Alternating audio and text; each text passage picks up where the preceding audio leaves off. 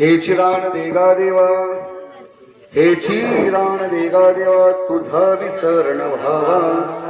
गुण गाईन आवडी हेची माझी सर्व जोडी. न लगे मुक्ती धन संपदा, न लगे मुक्ती धन संपदा, संत संग देई सदा. गुण गाईन आवडी हेची माझी सर्व जोडी. तुका म्हणे गर्भवाशी, तुका म्हणे गर्भवाशी, सुखे घालावे आम्हाशी. गुण गाईन आवडी हेची माझी सर्व जोडी. विठाल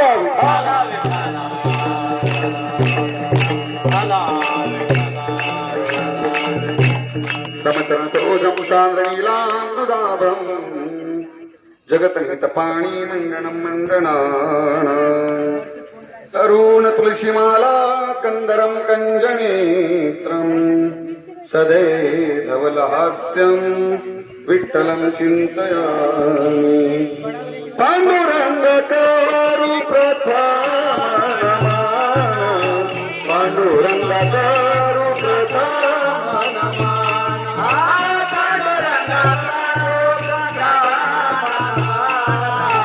पांडुरंग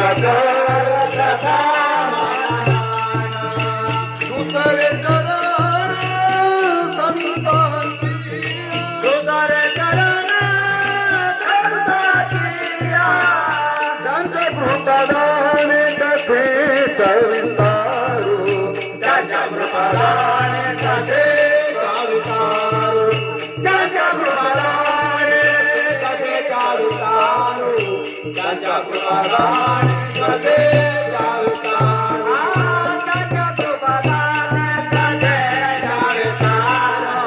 ज्याच्या कृपादाने कथे चालुतारू, ज्याच्या कृपादाने कथे चालुतारू, ज्याच्या कृपादाने कथे चालुतारू. ओम नमो ज्ञानेश्वरा करुणाकरा दयाळ, तुमचा अनुग्रह लादलो पावलो चराचरी. आता बंधुरंग भूमिका, जे कीर्तने उभे होती लोका. टाळ मृदुंग श्रोते देखा, तया माझे दंडवत. ऐसे नमन करुणी सकळा, हरी कथा बोली बोबड्या बोला. अज्ञान म्हणून पुल्या बाळा, चालवी सकळा नामा म्हणे विठाल विठाल विठाल.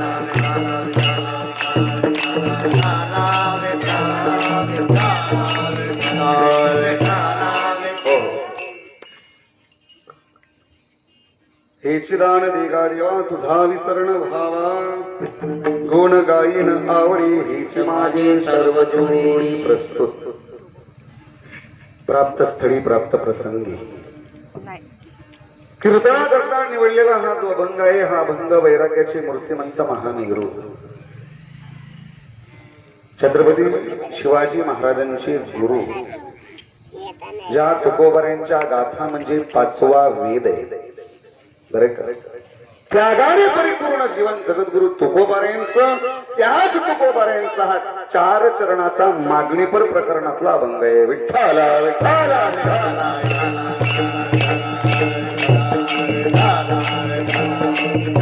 7 दिवसापर्यंत आपण या ठिकाणी श्रीमद भागवत कथेचं रसपान केलंय. भागवताला रसमालयम असं म्हटलेलं आहे. बरे का? पिवत रसमालयम. पाजणारे कोण आहे? शुकाचार्य महाराज आहे. आणि पिणारे कोण आहे? राजा परीक्षिती आहे. बरे का? 7 दिवसामध्ये राजा परीक्षितीचा उद्धार जर कशामुळे झाला असेल तर तो श्रीमद भागवतामुळे झालेला आहे. विठ्ठल विठ्ठल. तिथे एक प्रश्न निर्माण होतो. बरं का? मला एक सांगा, राजा परीक्षितीने किती दिवस भागवत ऐकलंय? किती? 7 दिवस. बरं, याचा आधी कधी राजा परीक्षितीने भागवत ऐकलं होतं का? कारण राजा सर्व हस्तिनापुराचा राजा होता. भोग विलासामध्ये वाढणारा राजा होता. बरं का? राजाने एकदाच भागवताची कथा ऐकली पण जीवनाचा उद्धार करून घेतला. आम्ही दरवर्षी भागवताचा कथा ऐकतच चाललो पण अजूनपर्यंत आपला उद्धार झाला नाही. आणि होईल किंवा नाही याची गॅरंटी का? कारण ज्या तळमळीने राजा परीक्षितीने कथा ऐकली त्या तळमळीने आम्ही कथा ऐकत नाही म्हणून आज आमचा उद्धार होत नाही. विठ्ठला विठ्ठला विठ्ठला. कारण परमार्थामध्ये सर्वात जास्त गरज जर कशाची असेल तर तळमळीची आहे. देवाला जर प्राप्त जर करायचं असेल तर गरज कशाची आहे? तळमळीची आहे. बरं का? कारण जोपर्यंत तळमळ आम्हाला आमच्या अंतःकरणामध्ये निर्माण होणार नाही तोपर्यंत भगवंतही आम्हाला मिळणार नाही आणि आमचा उद्धारही होणार नाही. बरं का? बरेच असे संत महात्मा होऊन गेले. ते आपल्या उद्धाराचं साधन शोधण्याकरता अनेक ऋषी मुनींना जाऊन विचारायला लागले, काय मी उद्धार पावेना? बरं का? काय कृपा करेल नारायण? ऐसे तुम्ही सांगा संत जना, करा समाधान चित्त माझे. ज्यावेळी राजा परीक्षितीला उद्धाराची तळमळ लागली होती, राजा परीक्षितीच्या जीवनामध्ये फक्त 7च दिवस शिल्लक होते. बरं का? राजा परीक्षितीने सर्वस्वाचा त्याग केला पण भागवतामध्ये श्रवण केलं, ऐकलं आणि सर्वस्वाचा त्याग करून राजा परीक्षिती स्वतःचा उद्धाराचं साधन शोधण्याकरता गंगेच्या पावन अशा किनाऱ्यावर आले. बरे का? आणि उद्धाराचा मार्ग शोधायला लागले. ऋषी मुनींना म्हणू लागले, सांगा माझा उद्धार कधी होईल? ऋषी मुनी म्हणू लागले, राजा अरे 1000 वर्षाचं आमचं आयुष्य होऊन गेलं आणि हिमालयाच्या गुहेमध्ये राहून आम्ही भगवान परमात्म्याची ध्यानधारणा करतो.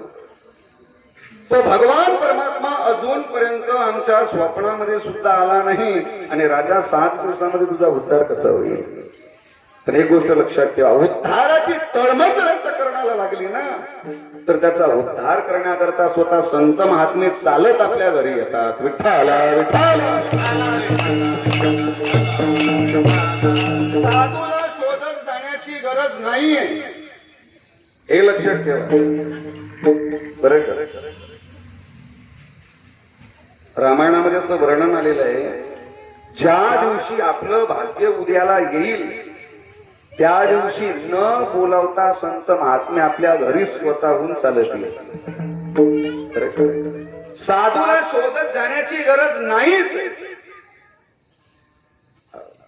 राजा परीक्षितीला शुकाचार्य महाराजांना शोधत जाण्याची गरज पडली नाही.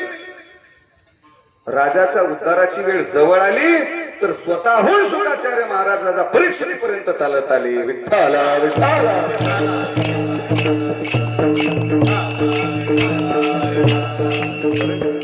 आणि 7 दिवसामध्ये राजाचा उद्धार झाला. भागवत काय? एखाद्याने जर तुम्हाला विचारलं का हे भागवत काय, तर एका वाक्यात मी उत्तर देतो. ग्रंथ नव्हे हा श्री कृष्ण गीत मन पूर्ण अनन्य होता या शरण सचित टळे जन्म मरण प्रीताप जाती चिरये शांती नाथ हि वदती कृष्ण पदी देवो माता आरती करो तुझ्या भगवंता. जय हो जय श्री भगवंता आरती करो तुझ्या भगवंता. काय भागवताचा आरतीतच वर्णन आलेलं आहे ना. ग्रंथ नव्हे हा ग्रंथ नाहीये. आणि ग्रंथ या दृष्टिकोनातून भागवताकडे सुद्धा आपल्याला पाहायचं नाहीये. बरं का? प्रत्यक्ष भगवान परमात्मा आहे. म्हणून असं समजू नका की इथं कोणीच नाही म्हणून. कारण ज्या ठिकाणी भागवत आहे तिथे प्रत्यक्ष भगवंत आहेत, यामध्ये कुठल्याच गोष्टीची शंका नाही आहे. बरे का? कथा त्रिवेणी संगम देव भक्तानी नाम. ज्या ठिकाणी कथा आहे ना त्या ठिकाणी देवही आहे, भक्तही आहे आणि नामही आहे. जरा लक्षात ठेवा. एक व्यवहारातली कल्पना थोडी डोक्यामध्ये आणा. मी तुम्हाला सांगतो. मला एक सांगा, आपल्या महाराष्ट्राचे मुख्यमंत्री कोण आहे माहिती आहे तुम्हाला? कोण आहे? यशवंतराव चव्हाण. पहिले नाही ना बाबा, पहिल्याचं काय करायचं आपल्याला. कोण आहे? उद्धव. हा, उद्धव साहेब नाही का? आता थोडी कल्पना करा बरं का. जर उद्धव साहेब जर आपल्या बुट्टीबुरीला जर यायचे जर वेळ जर आली, प्रसंग जर त्यांच्यावर जर आला, तर मला एक सांगा, ते एकटे इथं येतील का? येतील? नाही येणार ना. एवढं तर तुम्हाला कळतं, पटतं, समजते, रुचते ना सगळं तुम्हाला. कारण तुम्हाला कळल, पटल, समजल, रुचल अशा भाषेमध्येच मी बोलण्याचा प्रयत्न करणार आहे. बरं का? कारण माझी एक वैयक्तिक भूमिका आहे. जे आपण सांगतोय ते एकदम डोक्याचा वरून नाही गेलं पाहिजे, प्रत्येकाच्या हृदयापर्यंत जाऊन भिनलं पाहिजे. बरं का? कारण भागवताची कथा असू द्या, कीर्तन असू द्या, बरं का, खेचवृत्तीचा जरी मनुष्य असेल तरी कीर्तनाने आणि भागवताने त्याच्या अंतःकरणामध्ये सात्विकाचा पान्हा हा फुटलाच पाहिजे. बरं का? आणि जो सात्विक आहे ना त्याला समाज अवस्थेपर्यंत घेऊन जाण्याचं एकमेव साधन जर काय असेल तर ते फक्त भागवत आणि कीर्तनच आहे. विठ्ठला विठ्ठला.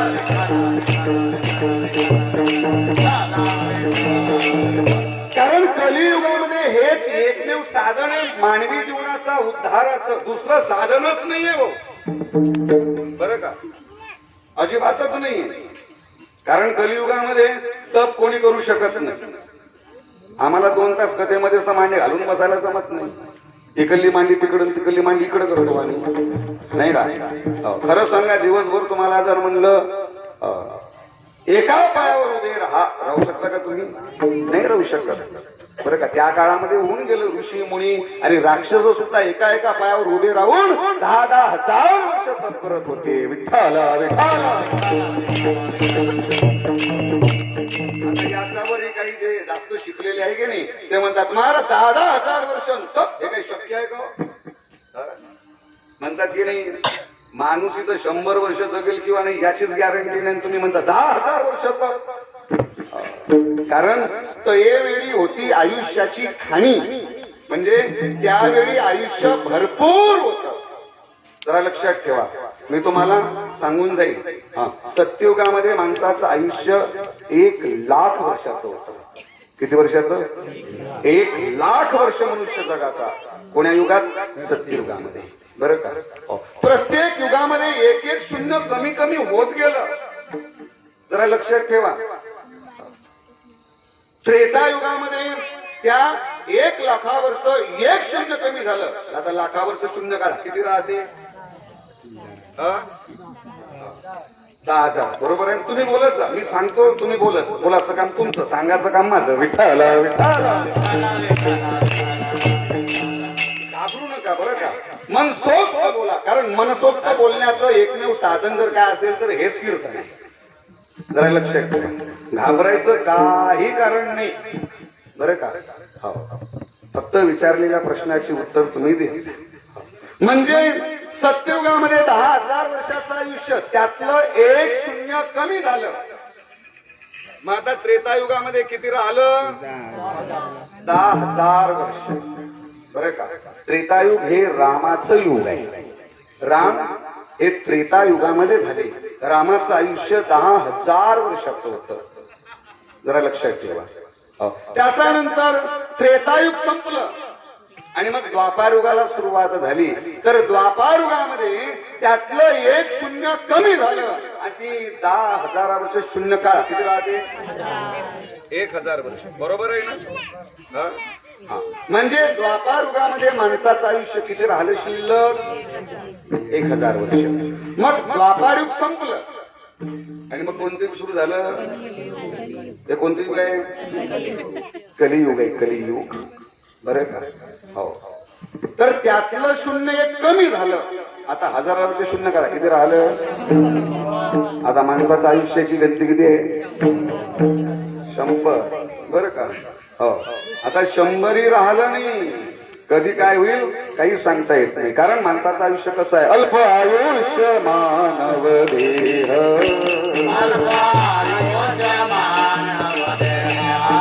सत गणिले ते अर्धरात्र खाय,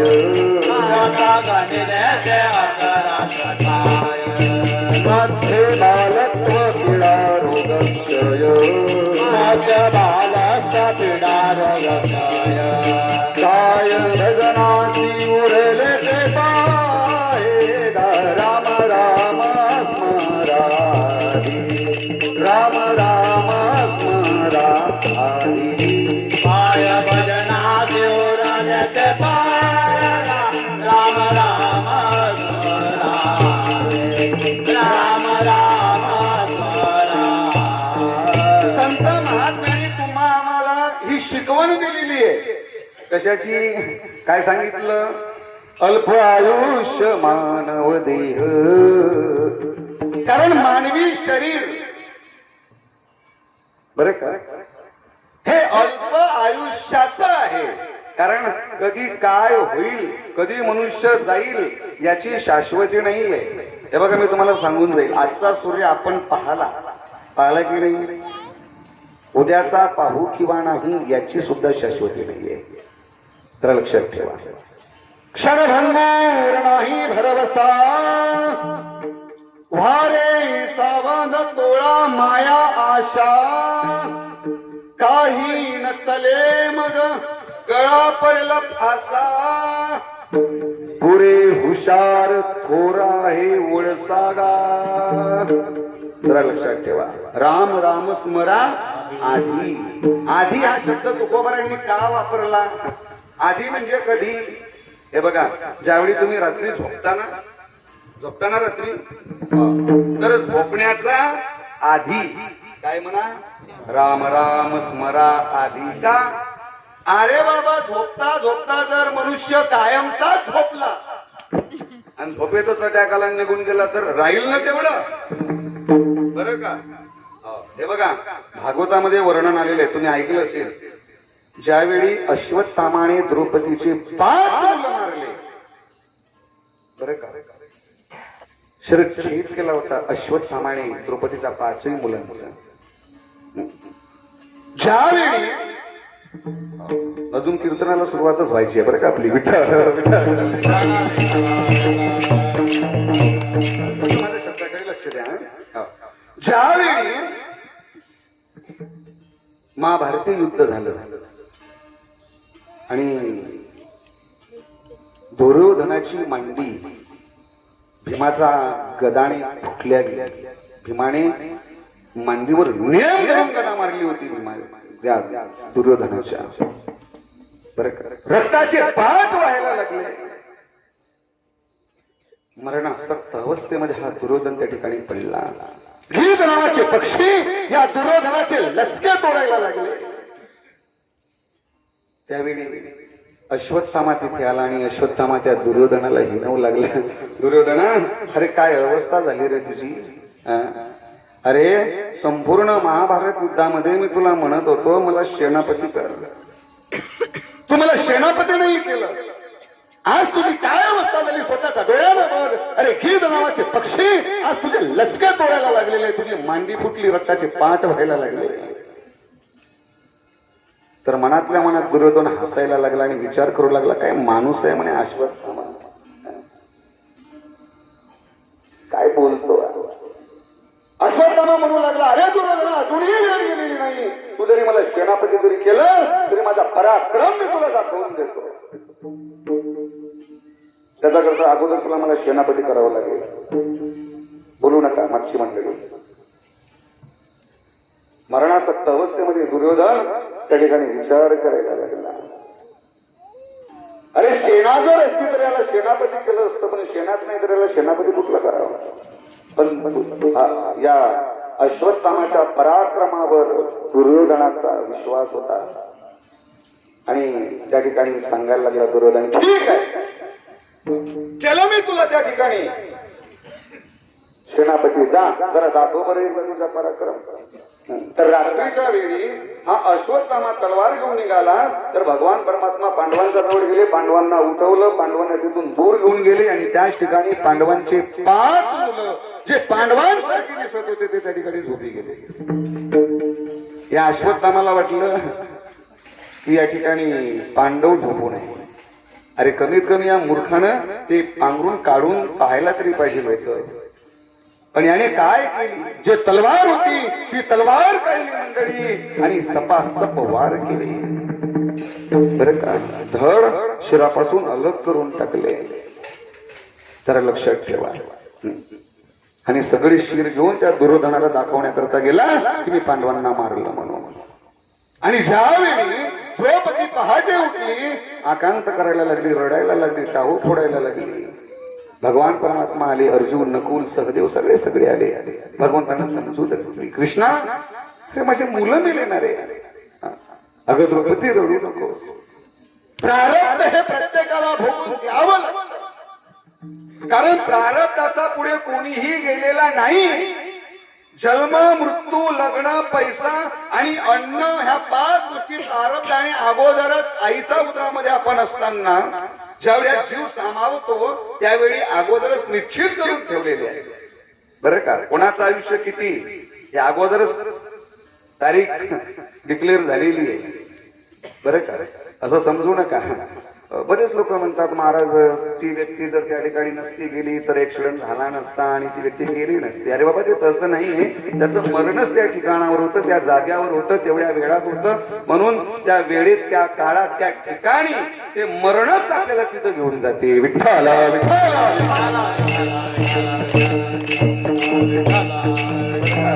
पहिले रचा प्रारब्ध, बादमी रचा शरीर.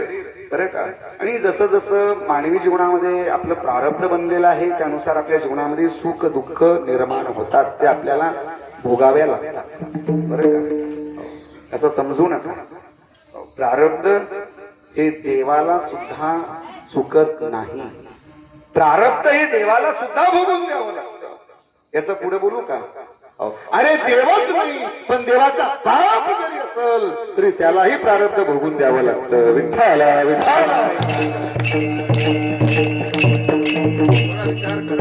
कर्मे राम वनवासा गेला.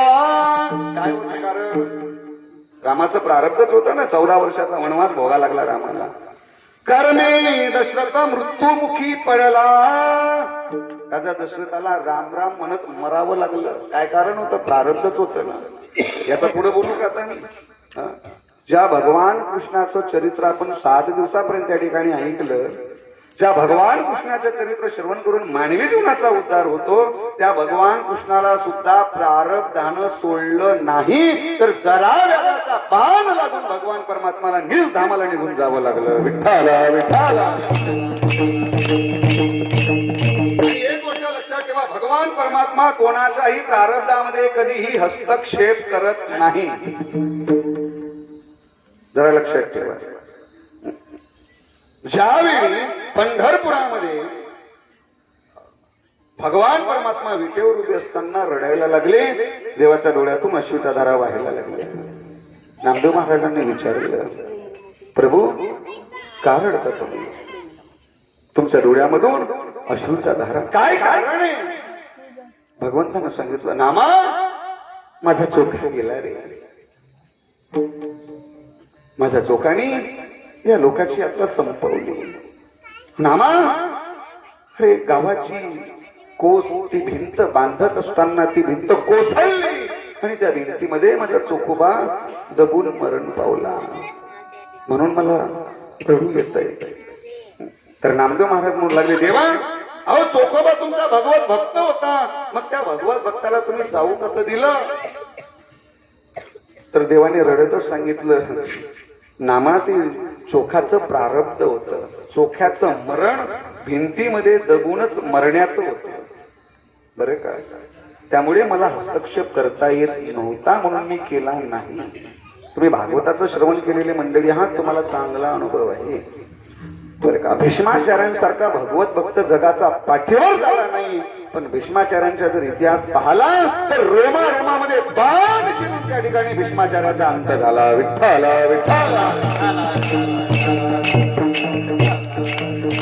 मग कोणाचं मरण कसं येईल काहीच सांगता येत नाही, बरं का?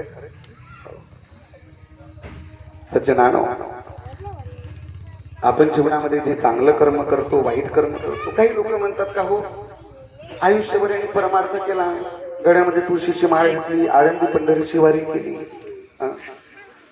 भागवताची कथा श्रवण केली, एवढ्या त्याने शेवटपर्यंत परमार्थ केला, पण शेवटी त्याचं मरण असं का झालं? लोक चर्चा करतात, म्हणतात, मनामध्ये शंका धारण करतात, असं का झालं? आयुष्यभर परमार्थ करतोय, देवाचं नामस्मरण करतोय, देवाचं चिंतन करतोय, शेवटी याचं मरण असं का होते? एखादा मनुष्य खूप पाप कर्म करत असेल, वाईट मार्गाने जीवन जगत असेल, आणि एखादी पर्वकाळ असतो, द्वादशी सारखी तिथी असते, अशा वेळी मात्र तो मग प्राण्याचा त्याग करतो. लोक म्हणतात, पाहो पा आयुष्यभर पाप कर्म केलं, पण मराच्या वेळी तरी त्याने तिथी साधली आणि त्या तिथीला पर्वकाळामध्ये तो मरण पावला. एक गोष्ट लक्षात ठेवा, बरं? मानवी जीवनामध्ये जे सुख दुःख निर्माण होतात ना, ते या जन्माचं फळ नाहीये.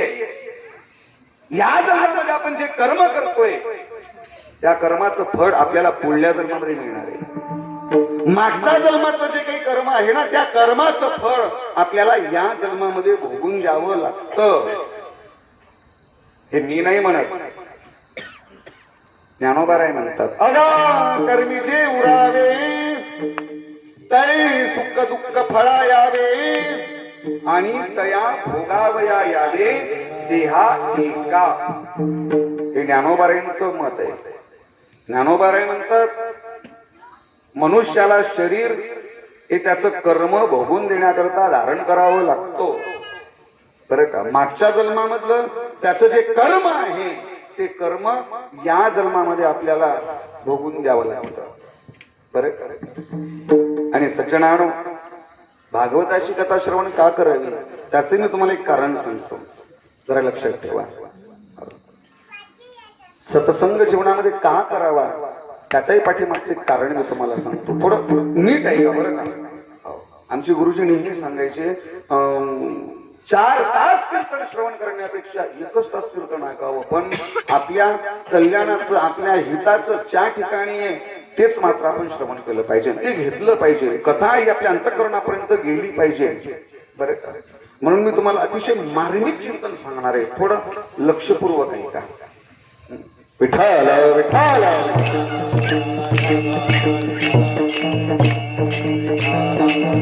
मानवी जीवनामध्ये सुख दुःख का निर्माण होतात हे तर मनुष्याचं कर्म आहे, प्रारब्ध आहे, ते भोगून द्यावं लागणारच आहे. बरं का? पण जीवनामध्ये सत्संग भागवताची कथा का करावी त्याचा पाठीमागचं मी तुम्हाला एक कारण सांगतो. हे बघा, मनुष्य म्हटल्याच्या नंतर छोट्या मोठ्या कारणामुळे तो डिप्रेशन मध्ये निघून जातो कधी कधी. बरोबर आहे की नाही? एखाद्या वेळेला एखादी दुःख जर मनुष्याच्या जीवनामध्ये जर निर्माण झालं तर ते दुःख सहन करण्याची ताकद त्याच्या शरीरामध्ये नसते आणि मग एकदा तो डिप्रेशन मध्ये गेला की मग तो आत्महत्या करण्याकरता प्रवृत्त होतो. बरोबर आहे? आपण आतापर्यंत टीव्ही मध्ये पेपर मध्ये कितीतरी ऐकलंय. आत्महत्याच्या पाठीमागचे काय कारण आहे जरा शोधून पहा बरं, तुम्ही थोडा सर्च करून पहा काय कारण आहे. कारण एकच आहे, जीवनामध्ये आलेलं दुःख तो सहन करू शकला नाही, त्याच्यामुळे तो डिप्रेशन मध्ये गेला आणि त्यामुळे तो मनुष्य काय करतो त्याचंही त्याला भान राहत नाही. मग अशा वेळी तो आत्महत्या केल्याशिवाय त्याचा जोड पर्यायच नाही. पण हे विचार कुणाच्या मनामध्ये निर्माण होतात? जो जीवनामध्ये कधी सत्संग करत नाही, भागवताची कथा श्रवण करत नाही, त्याच्या मनामध्ये असे विचार निर्माण होतात. पण एक गोष्ट लक्षात ठेवा, जो जीवनामध्ये भागवताची कथा श्रवण करतो ना मंडळी, तर भागवताची कथा आमची मनोभूमिका ही उंचावल्या जाते. मनोभूमिका भागवताची कथा आम्हाला जीवन जगण्याचं बळ प्राप्त करून देते. भागवताची कथा आहे त्या परिस्थितीमध्ये समाधानाने कसं राहायचं ते शिकवते. भागवताची कथा आम्हाला मात्र त्या ठिकाणी कितीही जरी म्हणून मानवी जीवनामध्ये दुःख जरी निर्माण आलं तरी ते दुःख सहन कसं करायचं त्याची एका प्रकारची ताकद आम्हाला भागवताची कथा प्राप्त करून देते. विठ्ठला विठ्ठला विठ्ठला. हे बघा, जेवढं दुःख कुंती मातेने भोगलं तेवढं दुःख आतापर्यंत आपल्या कोणाचाही वाट्याला आलेलं नाहीये. हे लक्षात ठेवा. किती दुःख भोगलं कुंती मातेनं. अरे दुःख भोगता भोगता भोगता शेवट ज्यावेळी भगवान परमात्माने सांगितलं त्या तुला काही मागायचं असेल तर मला माझ्याकडे मागून घे, मी आता निघालोय द्वारकेला. त्यावेळी कुंती मातेच्या डोळ्यातून अश्रूच्या धारा व्हायला लागल्या, कुंती माता रडायला लागली आणि शेवटी सुद्धा कुंती मातेने मागणी कशाची केली? काय मागितलं कुंती मातेनं? कृष्णा मला माहित आहे की तुला जे मागणार आहे ना ते तुम्हाला देणार नाही. नाही आत्या असं कधी होईल का ग? अगं आत्या मी तुझा भाचा आहे. कृष्णा मला माहित आहे. अरे तू माझा भाचा जरी असेल तरी तू यत्र योगेश्वर कृष्णो, तू भगवान परमात्मा आहे. खरं तर मी भाग्यवान आहे कृष्णा, तुझा आत्या होण्याचा मान मला मिळाला. आत्या सांग काय पाहिजे तुला? तुझे माते तुला द्यायला तयार आहे. तर कुंती मातेनं आपल्या साडीचा पदर असा पुढे केला, जरा नीट आहे काय, आणि साडीचा पदर पुढे करून सगळ्यांनी त्या ठिकाणी मात्र कुंती माता म्हणायला लागले, कृष्ण अरे माझ्या जीवनामध्ये जेवढी विपत्ती, जेवढे संकट आणि जेवढे दुःख तुला देता येईल ना रे, तेवढे संकट, तेवढी विपत्ती आणि तेवढे दुःख तू मला दे. विठ्ठला विठ्ठला विठ्ठला.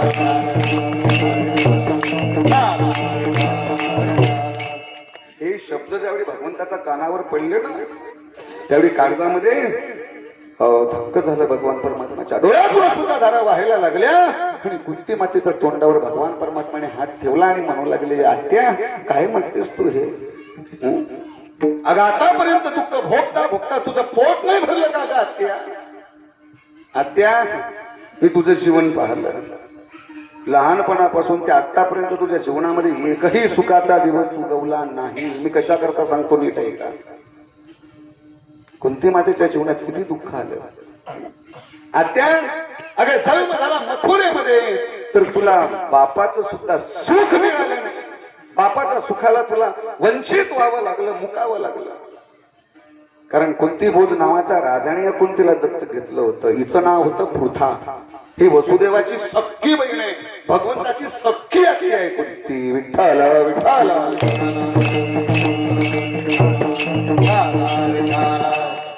आत्या, बापाचं सुख मिळालं नाही. बालपणामध्ये दुर्वासा ऋषीची सेवा घडली तर काही मंत्र दुर्वासा ऋषींनी तुला दिले, पण त्यातलाही एक मंत्र बरे सूर्यनारायण निघाल्याच्या नंतर तू उच्चारला आणि त्याच्यामुळे कुमारिका माता म्हणून त्या ठिकाणी म्हटले का बाळाला तुला जन्माला घालावं लागलं. तर काळजावर दगड ठेवून पोटच्या गोळ्याला पाण्यामध्ये तुला सोडावं लागलं. सांगा, दुःख नाही का? स्वतःच पोरग पाण्यामध्ये सोडून देणं हे काही सोपी गोष्ट आहे का? बरं, त्याच्यानंतर पंडूराजा बरोबर तुझं लग्न झालं, पण नवऱ्याचं एका दिवसाचं सुद्धा सुख तू तुझ्या जीवनामध्ये कधी उपभोगलं नाही, कधी पाहिलं नाही. बरं, तारुण्य अवस्थेमध्ये आत्या तू विधवा झाली. दुर्वासा ऋषीच्या मंत्रामुळे त्या ठिकाणी 5 मुलं झाले,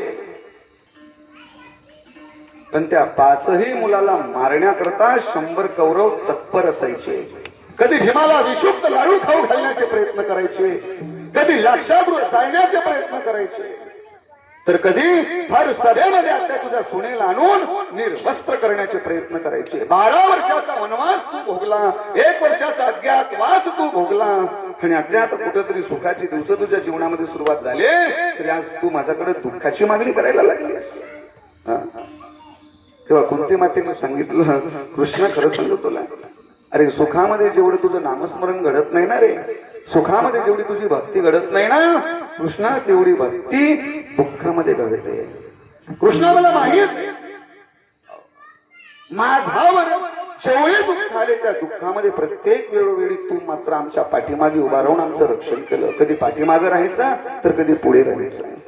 आणि आता सुखाचे दिवस आमच्या जीवनामध्ये निर्माण झाले तर तू आज आम्हाला सोडून निघून चालला. म्हणून कृष्णा, तू सदैव आमच्या जवळ राहावं, याचा करता कितीही जरी दुःख आलं तरी ते दुःख सहन करण्याची ताकद मात्र आमची आहे. विठ्ठल विठ्ठल. जीवनामध्ये जर आपल्या एखादी वेळा एखादा दुःखाचा प्रसंग जर आला तर प्रत्येक महिलांनी कुंती मातेचं चरित्र डोळ्यापुढे आणून त्या हिमतीनं जीवन जगायचं. भगवान परमात्माला आपलं सर्वस्व त्या ठिकाणी समजायचं. अरे भगवंताला जर तुम्ही सर्वस्व समजून जर भगवान परमात्म्याचा आधार घेऊन भगवंताचा जर तुम्ही जीवन जगले ना मंडळी, तर मी भागवताची शपथ घेऊन सांगतो, भगवान परमात्मा कोणत्याही गोष्टीमध्ये तुम्हाला जीवनामध्ये कधीच कधी पडू देणार नाही. विठ्ठल विठ्ठल. तुमची अपेक्षा पूर्ण केल्याशिवाय राहणार नाही भगवान परमात्मा. तुम्ही जे जी इच्छा कराल ना त्याची इच्छा तुमची भगवंत पूर्ण करेल, जर तुम्ही भगवान परमात्म्याचा आधारानं जर राहिले तर. हा महत्वाचा प्रश्न आहे. बरे, हे बघा, आम्ही कीर्तन करतो, प्रवचन करतो, भागवत करतो, आधार भगवान परमात्म्याचा घेऊन आम्ही जीवन जगतोय, चालतोय.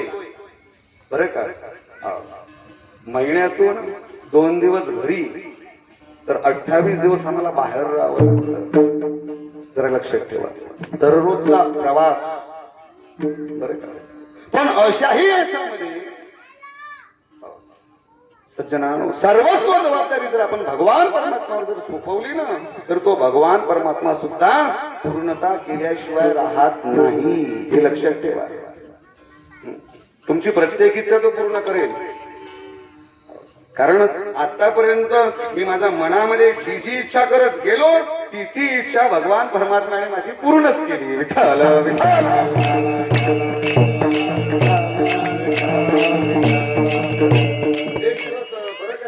सहज आम्ही बसलो, माझ्या बरोबर आमचे 2-3 महाराज लोक होते आणि सहज विषय निघाला.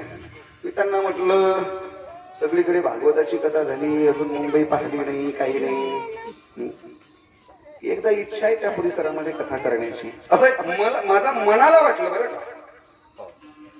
की असं अंतःकरणापासून की नाही बा तिथं गेलंच पाहिजे ना, झालंच पाहिजे असं माझ्या मनात काहीच नव्हतं. फक्त एक थोडस असं वाटलं मला की एकदा तरी का वेळा त्या परिसरात आपली कथा झाली पाहिजे.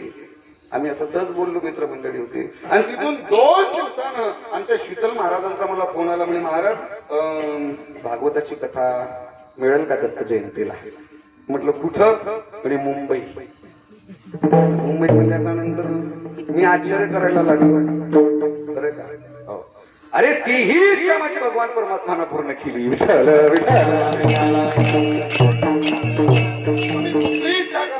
जी इच्छा, बरं का, तुम्ही जर भगवान परमात्माशी एकरूप झाले ना, जी जी इच्छा तुम्ही कराल ना, ती माझा भगवान परमात्मा पूर्ण केल्याशिवाय. बरं का? प्रमाणे त्याला मनाचे संकल्प पावविल सिद्धी. बरं का? जरी राही बुद्धी याची काय.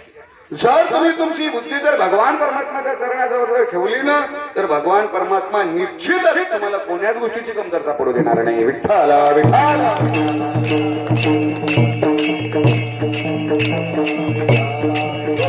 महाराज असं कसं होईल हो? ही मनामध्ये जर तुमच्या शंका असली ना, तर मग काहीच होत नाही. बरं का? तुका म्हणे घालू तयावरी भार, सर्वस्व जबाबदारी जर त्याच्यावर सोपवली ना, तर मग सगळी काळजी कोणाला आहे? त्याच्यावरच आहे का नाही? मी जर आमच्या बोरवटकर भाऊला जर म्हटलं, भाऊ हे बघा, त्या मंडपाचं असं असं काम मी राहणार नाही 7 दिवसापर्यंत, पण तुम्हाला मात्र हे सगळं पूर्ण A to Z 60 दिवसापर्यंत इथं राहून हे कार्य तुम्हाला करावं लागल, हे जर मी त्यांच्यावर सोपवल्याच्या नंतर जबाबदारी कोणावर आली का नाही? जबाबदारी तुमच्यावर.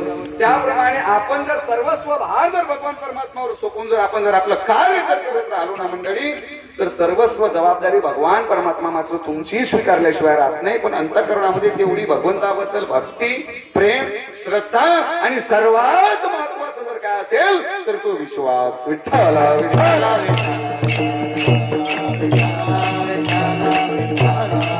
वास्तविक खांबामध्ये कधी भगवान परमात्मा राहत नाही बा. आतापर्यंत तर मला काही दिसला नाही. तुम्ही फोडून पहा खांब, आणि एखादा जर भगवान परमात्मा जर आढळला तर घेऊन या, दिसणारच नाही तुम्हाला. मग भक्त प्रल्हादामुळे भगवान परमात्मा खांबातून प्रगट का झाले? हे बघा, भक्त प्रल्हादामुळे भगवान परमात्मा खांबातून प्रगट झाले नाही, तर भक्त प्रल्हादाच्या विश्वासामुळे भगवान परमात्मा खांबातून प्रगट झाले. विठ्ठल विठ्ठल. विश्वास होता ना भक्त प्रल्हादाचा की भगवान परमात्मा खांबामध्ये आहे म्हणून. बरं का? म्हणून सज्जनानो, कुंती मातेने भगवान परमात्म्याला सांगितलं, देवा माझी सर्वस्व जबाबदारी मात्र तुझ्यावर आहे. माझ्या जीवनामध्ये जेवढे सुख दुःख आले ना रे, तेवढं माझा मागे पुढे राहून तू मात्र आमचं रक्षण केलं. म्हणून कृष्णा, मला फक्त जीवनामध्ये दुःखच पाहिजे. म्हणून कुंती मातेचा प्रसंग डोळ्या पुढे आणा. बरे का? भगवान श्रीकृष्ण जेवढं दुःख भगवान श्रीकृष्णाच्या जीवनामध्ये निर्माण झालं ना मंडळी, तेवढं दुःख आपल्याही जीवनामध्ये निर्माण झालेलं नाही. कधी भगवान श्रीकृष्णाचा चेहरा फोटो जर तुम्ही पाहिला तर रडताना कधी दिसला का देव? कधीच. पण देवाचा जन्मही सुखाचा झाला नाही आणि भगवान परमात्माचं मरणही सुखाचं झालं नाही. विठ्ठल विठ्ठल. बरं, जन्म कुठे झाला? आताच्या भाषेत जर सांगायचं झालं तर शंकर जेलमध्ये झाला का नाही देवाचा जन्म? कारागृहामध्ये. बरं, जन्माला आल्या आल्या लगेच संकट भगवान परमात्माच्या पाठीमागे लागलं, तर 6व्या दिवशी पुतना देवाला मारण्याकरता आली. आता हे दुःख नाही का? अगासूर, बकासूर, रिटासूर, शकटासूर. बरं, कसं तरी 11.5 वर्षापर्यंत भगवान परमात्मा गोकुळामध्ये वाढले, तर त्याच्यानंतर सर्व गोपाळांचं, गवळणीचं, यशोदा मातेचं, नंद बाबाचं सगळं प्रेम सोडून, प्रेमाला तिलांजली देऊन भगवान परमात्माला गोकुळ सोडून मथुरेत निघून जावं लागलं. गोकुळ सोडून जात असताना भगवान परमात्माला किती दुःख झालं असेल, करा बरे विचार. सज्जनानो, सर्व गोपिका रडायला लागल्या होत्या. सर्व त्या ठिकाणी रथाचा पुढे पडल्या होत्या. बरं का? अश्रूच्या धारा वाहत होत्या. काही गोपिका तर त्या अक्रूराला शिव्याने शाप देत होत्या. अक्रूरा चांडाळा, तुझं कोणी धाडिले का घात करू आलाशी? अक्रूरा, अरे कोणी आईनं तुझं नाव ठेवलं रे अक्रूर. अ म्हणजे आहे आणि क्रूर म्हणजे वाईट. तुझ्यासारखा वाईट जगाचा पाठीवर कोणी नाही. मी नाही म्हणे, तो अधिकार फक्त गोपिकांचा होता. काही गोपिका ब्रह्मदेवाला सुद्धा त्या ठिकाणी शिव्या द्यायला लागल्या. हे ब्रह्मदेवा, अरे तू दोन जीवाला एकत्र करतो, दोघांमध्ये प्रेम निर्माण करून देतो, एकाला इथेच ठेवतो आणि एकाला घेऊन जातो, असा विचित्र खेळ तू आमच्या बरोबर का खेळतोस? सर्व गोपिका रडायला लागल्या, सगळ्या जमिनीवर पडल्या. भगवान परमात्माला सुद्धा त्या गोपिकांचा विरह सजनानो पाहावला गेला नाही. पण अशाही वेळामध्ये भगवान परमात्माला आपल्या काळजामध्ये दगड ठेवून गोकुळ सोडून मथुरेला निघून जावं लागलं. त्यावेळी भगवान परमात्माला कमी दुःख झालं असेल का? यशोदा मातेला सोडताना, नंदपाटलाला सोडून जाताना, गोपाळांना सोडून जाताना करा ना थोडा विचार. आम्ही जीवनामध्ये या गोष्टीचा कधीच विचार करत नाही. अहो, ज्या घरामध्ये आपण राहतो ना, साधं ते घर आम्हाला सोडूशा वाटत नाही, तर भगवान परमात्मा गोकुळ सोडून निघून गेले तर पुन्हा गोकुळातही आले नाही. विठ्ठल विठ्ठल. त्याच्यानंतर भगवान परमात्मा मथुरेत गेले, तर कंसाचा सासरा जरासंध तो भगवंताला मारण्याकरता अनेकदा त्याने त्या मथुरेवर आक्रमण केलं. तर शेवटी भगवान परमात्म्याला मथुरा सोडून द्वारकेला जाऊन राहावं लागलं. बरं का? तर द्वारकेमध्ये भगवान परमात्म्याचं लग्न झालं, तर भगवान परमात्म्याचे मुलं भगवान परमात्म्याच्या विरोधात उभे झाले. हे बघा, धर्माचं संस्थापन करण्याकरता आलेले भगवान परमात्मा, पण द्वारकेमध्ये भगवंत धर्म संस्थापन करू शकले नाही. विठ्ठल विठ्ठल.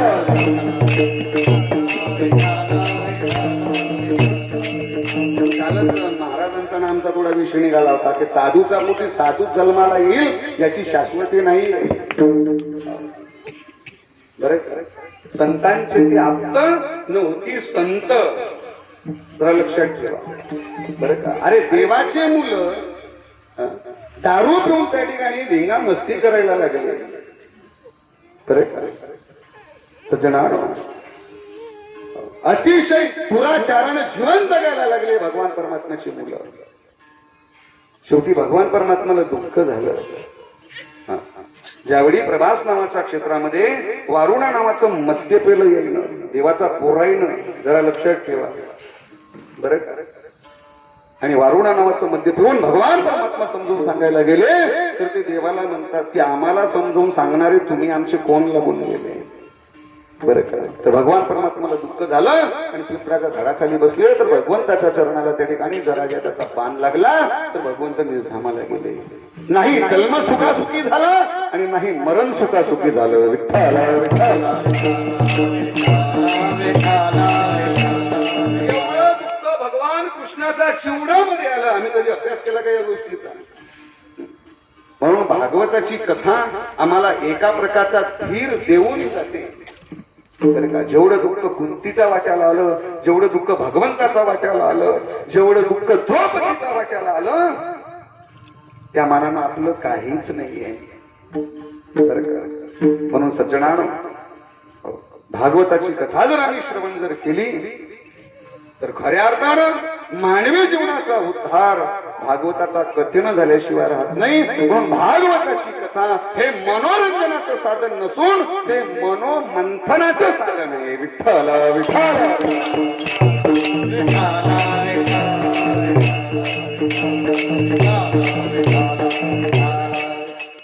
आणि ज्या तुकोबारांचा अभंग घेतला ना, त्या तुकोबारांच्या लढ्या जर आपण पाहिल्या ना, काय चोगले होते तुकोबाराय. तुकोबारांचा लढ्या पाहिला तर आपल्या बढाया शांत झाल्याशिवाय राहत नाही. जरा लक्षात ठेवा. म्हणून सेवेकरता जो अभंग निवडला ना, हा मागणी पर प्रकरणातला आहे. पण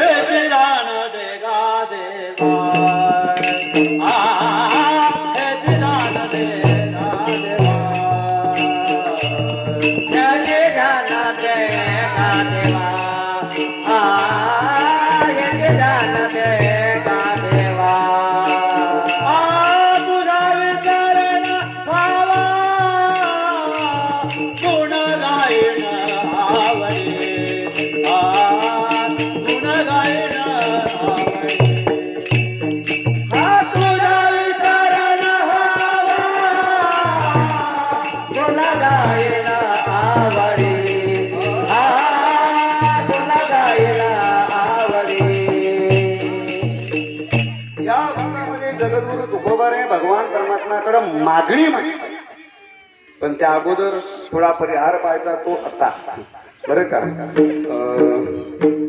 7 दिवसापर्यंत आपण जी भागवताची कथा श्रवण केली, हरिभक्त परायण आमचे गजानन महाराज गुरुवर्य बरं का, त्यांच्या अमृतवाणीमधून तुम्ही भागवताची कथा श्रवण केली.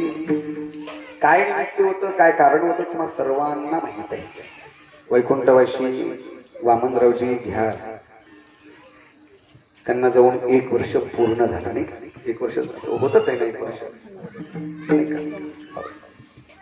आणि त्यांच्या पुण्यस्मरणाच्या निमित्ताने 7 दिवसापर्यंत त्या ठिकाणी भागवताचं श्रवण बरं का. हे बघा, मानवी जीवनाचा उद्धाराचं साधन तर भागवत आहेच आहे, पण मी तुम्हाला सांगून जाईल, एखादा जीवात्मा अधोगतीला जरी गेला असेल आणि त्याच्या नावाने जरी तुम्ही भागवताची कथा जरी श्रवण केली किंवा त्याचं आयोजन नियोजन जरी केलं, तरी त्या जीवाचा उद्धार भागवताचा कथेशिवाय दुसऱ्या साधनाने होऊ शकत नाही. विठ्ठल विठ्ठल. हे बघा, गईला पिंडदान केल्याच्या नंतर मनुष्याला मुक्ती मिळते, हे अगदी बरोबर आहे. कारण गया ही पुण्यदायिनी आहे. पण त्या ठिकाणी कोणाची मुक्ती होते ते अगोदर प्रथम आपण ते तपासलं पाहिजे. मुक्ती तर गयेला आहे, पण जो संत महात्मा सत्पुरुष बरे का, आयुष्यभर त्याने सरळ जीवन जगलं, परमार्थ केला आणि परमार्थिक मनुष्य जर या जगातून निघून गेला, तर त्याला जर मुक्ती हवी असेल, त्याला जर पुन्हा जन्माला जर यायचं नसेल, तर त्याच्याकरता गायीला पिंडदान करण्याची परंपरा आहे बरं का. तो तिथला नियम आहे, तर लक्षात ठेवा. पण एखादा धुंदुकारी सारखा जरी पिशाच्यवनीला जरी प्राप्त झालेला जरी जीवात्मा असेल, तरी त्याचाही उद्धार तुम्ही गयेला जर जाऊन त्या ठिकाणी जर तुम्ही पिंडदान केलं, तर तिथंही त्याचा उद्धार होणार नाही बरं का. त्याचा उद्धार होण्याचं एकमेव साधन जर कोणतं असेल, तर ती भागवताची कथा आहे. विठ्ठल विठ्ठल.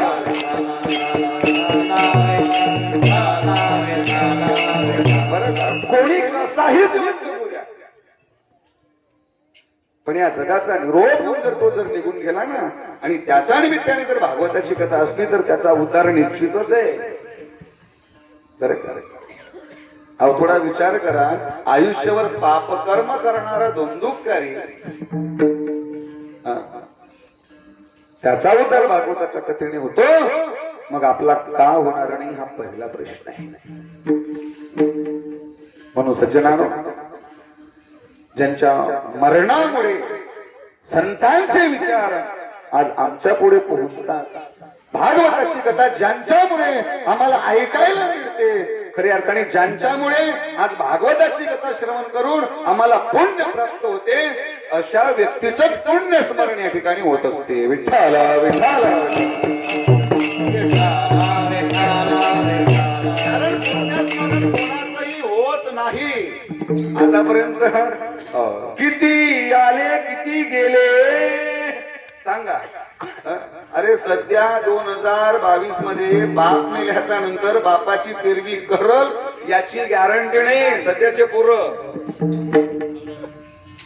बरं का. कारण आता संस्कृती राहिली नाही, संस्कृतीच्या नावाखाली सगळी विकृती वाढत चाललेली आहे बरं का. म्हणून आपले मुलं आपली तेरवी करलच, आपलं पिंडदान करल, आपलं श्राद्ध करल किंवा आपल्या नावाची कथा करल, काही गॅरंटी नाही, जरा लक्षात ठेवा.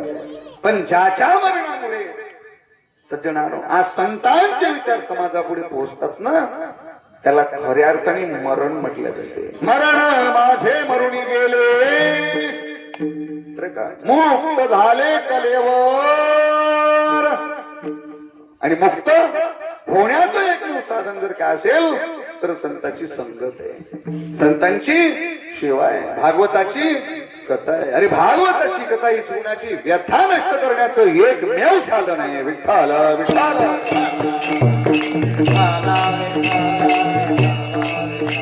जेवढं भागवताबद्दल बोलावं की नाही तेवढं कमीच आहे. जरा लक्षात ठेवा सज्जना, जो अभंग सेवेकरता निवडलेला आहे तो अभंग जगद्गुरु तुकोबार यांचा आहे.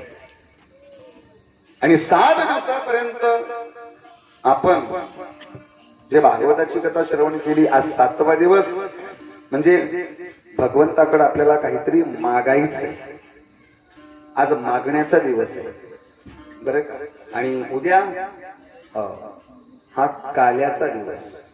म्हणजे 7 दिवसापर्यंत आपण जी भागवताची कथा श्रवण केली त्याचं फळ प्राप्त करण्याचा दिवस म्हणजे काल्याचा दिवस. विठ्ठल विठ्ठल.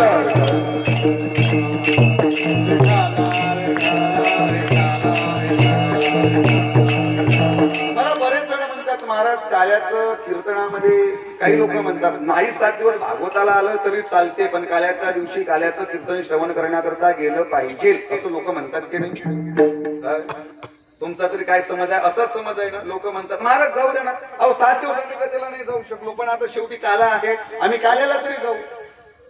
पण एक गोष्ट लक्षात ठेवा, भगवान कृष्णाचं चरित्र श्रवण करण्याचा अधिकार कोणाला आहे? जो 7 दिवसापर्यंत भागवताची कथा श्रवण करतो ना बरं का, त्याला भगवान परमात्म्याचा काल्याचा कीर्तनाचा श्रवण करण्याचं चरित्र तो अधिकार त्याला प्राप्त. म्हणजे आपल्याला आणि अशातला भाग नाहीये, आपल्याला अधिकार आहे. पण 7 दिवस कथा श्रवण करून जो काल्याचं कीर्तन श्रवण करतो त्याला विशेष फळ प्राप्त होतो. आणि आपल्याला फळ प्राप्त होतो पण तेवढं विशेष फळ प्राप्त होत नाही. जसं रेल्वेमध्ये 3 डबे आहेत, एक एसीचा आहे, एक जनरल आहे आणि एक स्लीपर आहे नाही काय. वास्तविक जाणं एकाच ठिकाणी आहे. अरे नागपूरवरून बसलं पुण्याला जरी जायचं असलं तरी इंजन तेच आहे पण डबे मात्र वेगवेगळे आहे. विठ्ठल विठ्ठल.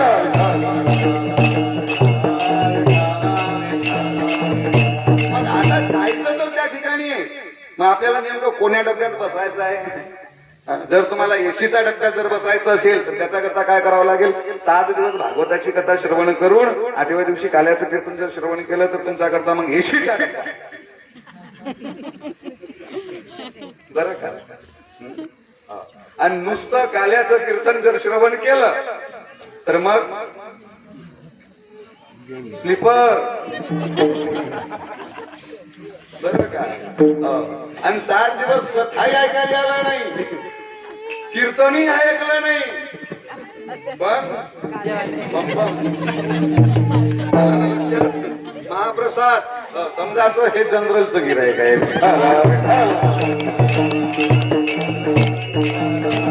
माझा म्हणण्याचा अर्थ तुमच्या लक्षात आला ना, इंजन एकच आहे. म्हणजे अरे बाबा महाप्रसादही तुम्ही सेवन केला तरी तुम्हाला मुक्तीच आहे, तुमचा उद्धारच आहे बरं का. पोहोचणं जाग्यावरच आहे, तिथं तुम्हाला तो महाप्रसादही तुम्हाला तिथं घेऊन जाईल बरं का. पण सुविधा मात्र एसी मध्ये मिळते, स्लीपर मध्ये मिळते, तशी सुविधा मिळणार नाही.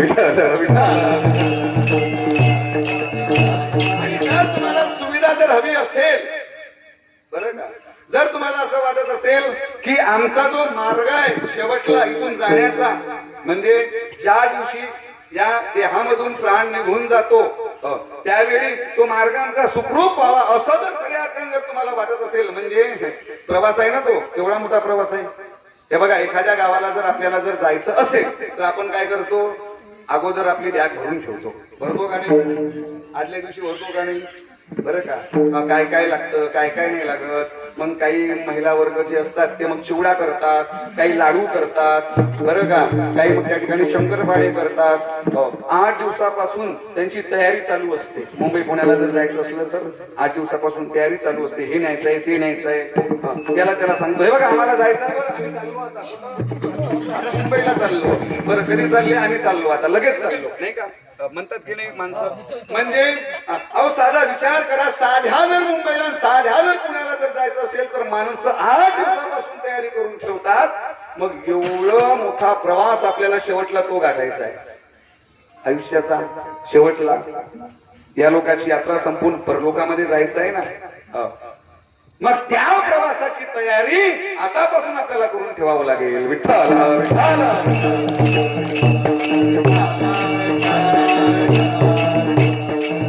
मग त्याची काय तयारी आहे? कारण इथलं काहीही तिथं नेता येत नाही. हे बघा, आपल्या देशातला पैसा परदेशात चालत नाही. चालते का? चालत नाही. आपल्या देशातला पैसा तिथे डॉलर मधून द्यावं लागते. अमेरिकाला जर गेलं डॉलर मधून द्यावं लागते त्या ठिकाणी. मग इथला पैसा तिथं चालत नाही. मग इथली वस्तू तिथं चालते का? इथलं तर काहीच चालत नाही, काहीच नेता येत नाही. हे बघा, शेवटचा क्षणी बरं का, 1 रुपया सुद्धा नेता येत नाही. ते फक्त कपाळाला चिपकवतात म्हणतात. काय म्हणतात त्याला? पोकळा नाही, 1 रुपया चिपकवतात. 2 नाही चिपकवत आणि 10ची नोट तर कधीच लावत नाही. विठ्ठल विठ्ठल. शेवटी नदीवर गेल्यावर ते पोट्ट काय करते? त्याला पाणी पाजते. पण काय न पाजते माहित आहे का तुम्हाला? आणखी हे घे का आयुष्यभर तू आम्हाला काय दिलं तर आम्ही तुला देणार आहे. आता घ्या आणखात देते का नाही पोट्ट? आणि खरं तर मी सांगतो ना, जेवढी क्रांती या जगाच्या पाठीवर कोणीच केली नाही तेवढी क्रांती त्या जगाच्या पाठीवर कोण केली असेल तर ते कोरोनानं करून दाखवली. विठ्ठल विठ्ठल. अरे बाबा, आमचे संत महात्मे सांगू सांगू गेले नाही का? 750 वर्षापासून जगद्गुरु तुकोबाराय सांगत होते, ज्ञानोबाराय सांगत होते. ते काही मूर्ख आहे का? वृक्षवल्ली आम्हा सोयरे वडचरे पक्षी ही सुस्वरे आळे. अरे वृक्ष आमचे सोयरे, आमचे मायबाप आहे, आमचे सगळे आहे, नातलग आहेत. बरं का? हे 450 वर्षाच्या अगोदर तुकाराम महाराजांनी सांगितलं ना. आता काय कंडिशन झाली? आता म्हणजे झाडं लावा, झाडं जगवा का? ऑक्सिजन कमी पडून राहिले. आणि सगळ्यात जास्त कोरोनामध्ये माणसं जर कशामुळे गेली असेल तर ऑक्सिजन मिळालं नाही त्याच्यामुळे माणसं गेली. विठ्ठल विठ्ठल.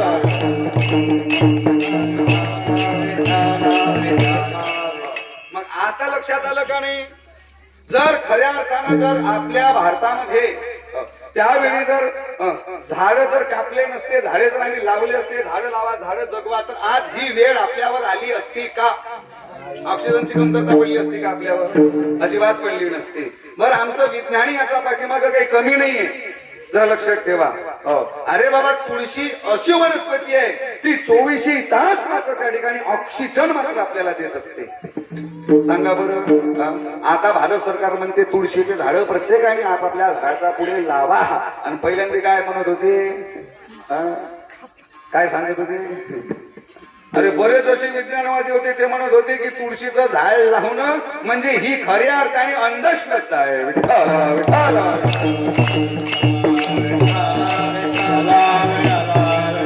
आमची भारतीय संस्कृती आहे ना, ही संस्कृती सर्वसामान्य नाही आहे. याच्या पाठीमागे सुद्धा काही कारण आहेत, लक्षात ठेवा. बरं, तुम्हाला माहित आहे का वड सावित्रीच्या दिवशी वडाच्या झाडाची पूजा का केल्या जाते? लोक म्हणतात काय नाही बाबा, ते सत्यवतीनं की नाही यमाच्या दारामधून ते सत्यवानाला परत आणलं, त्याचा प्राण तिथंच गेला होता, म्हणून त्या ठिकाणी वडाच्या झाडाची पूजा केली जाते. हे कोण्या बावळटाने तुम्हाला सांगितलं? अरे बाबा, याच्या पाठीमागे सुद्धा फार मोठं कारण आहे. हे बघा, मी तुम्हाला कळल पटल समजल आणि रुचल अशा भाषेमध्येच मी तुम्हाला सांगतो. कारण झाडं लावा झाडं जगवा ही परंपरा आताची नाहीये, पुरातन काळापासून चालत आलेली आहे. बरं का? आणि ही आपल्या भारताची संस्कृती आहे. सध्या संस्कृती सगळी मातीत चालली. बरं का? आणि या संस्कृतीचा सगळ्या त्या ठिकाणी बरं का एक पाश्चात्य देशातली संस्कृती आली, म्हणून आज मात्र आम्ही आमच्या संस्कृतीला विसरत चाललो. विठ्ठल विठ्ठल.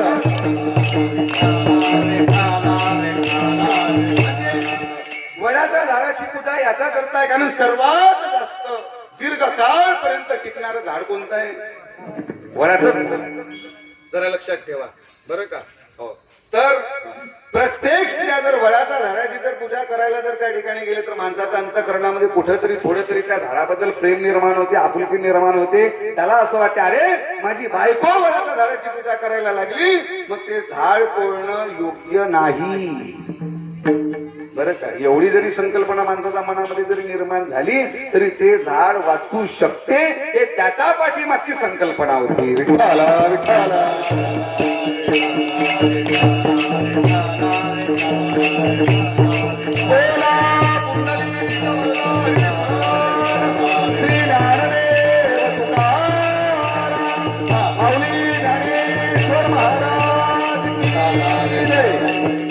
काही काही गोष्टी त्या आपल्या लक्षात आल्या पाहिजे. बरं का, मी कशा करतो तुम्हाला सांगत होतो. आपला विषय कुठं होता? कोरोनानं आम्हाला सगळं जाग्यावर आणून दाखवलं. साधू संत त्यावेळी, बरं एकनाथ महाराजांनी त्यावेळी सांगितलं की नाही रे नाही गुणाचे कोणी, सांगितलं कधी या जगात कोणी कोणाचं नाही. आम्ही महाराज मंडळी सांगू सांगू थकलो, आमचे घसे बसायला लागले. कोण ऐकते आमचं?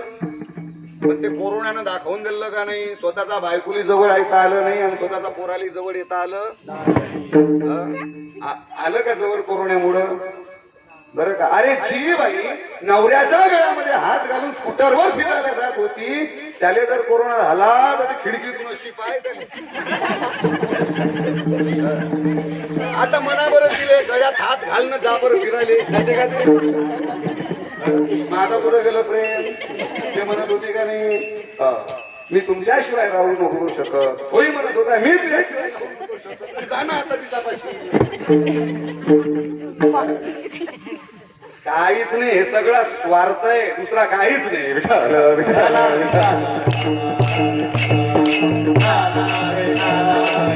अरे त्या पोरा करता बापानी प्रॉपर्टी जरी कमवून ठेवली का नाही तरी त्या पोरालीही तिथं जाता येत नव्हतं.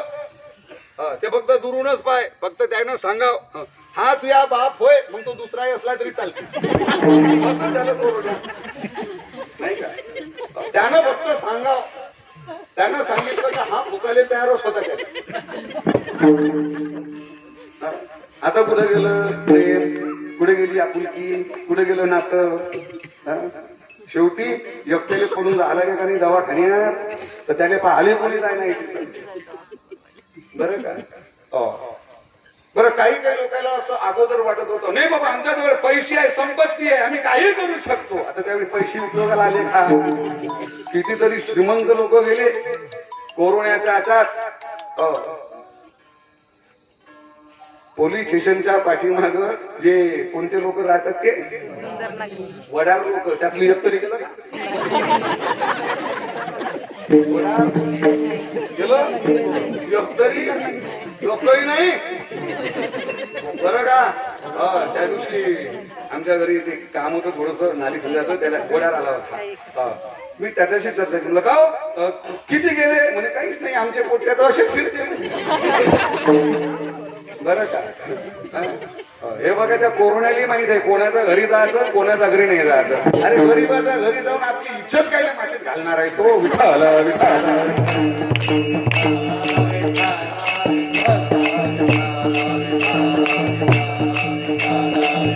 त्याली काहीतरी इज्जत आहे का नाही? एक दुसरी गोष्ट, जैन धर्मामध्ये चालत आलेली परंपरा आहे. प्रत्येक धर्मामध्ये सांगितलेलं आहे अहिंसा परमो धर्म. हे नीट आहे का? बरं का, अतिशय करतो मी तुम्हाला सांगतो. हे आता जे आपण मास्क लावत आहोत की नाही त्याचा पाठीमागचं तुम्हाला कारण सांगतो. जैन धर्मामध्ये जे संत महात्मे ते रस्त्याने जरी जाईल तरी ते तोंडाला कॉटनचा कपडा बांधूनच असतात. का असतात? काय कारण आहे याच्या पाठीमाग? कारण कुठल्याही जीवाची हिंसा आपल्याकडून होऊ नये हे त्याचा पाठीमागचं शास्त्रीय कारण आहे.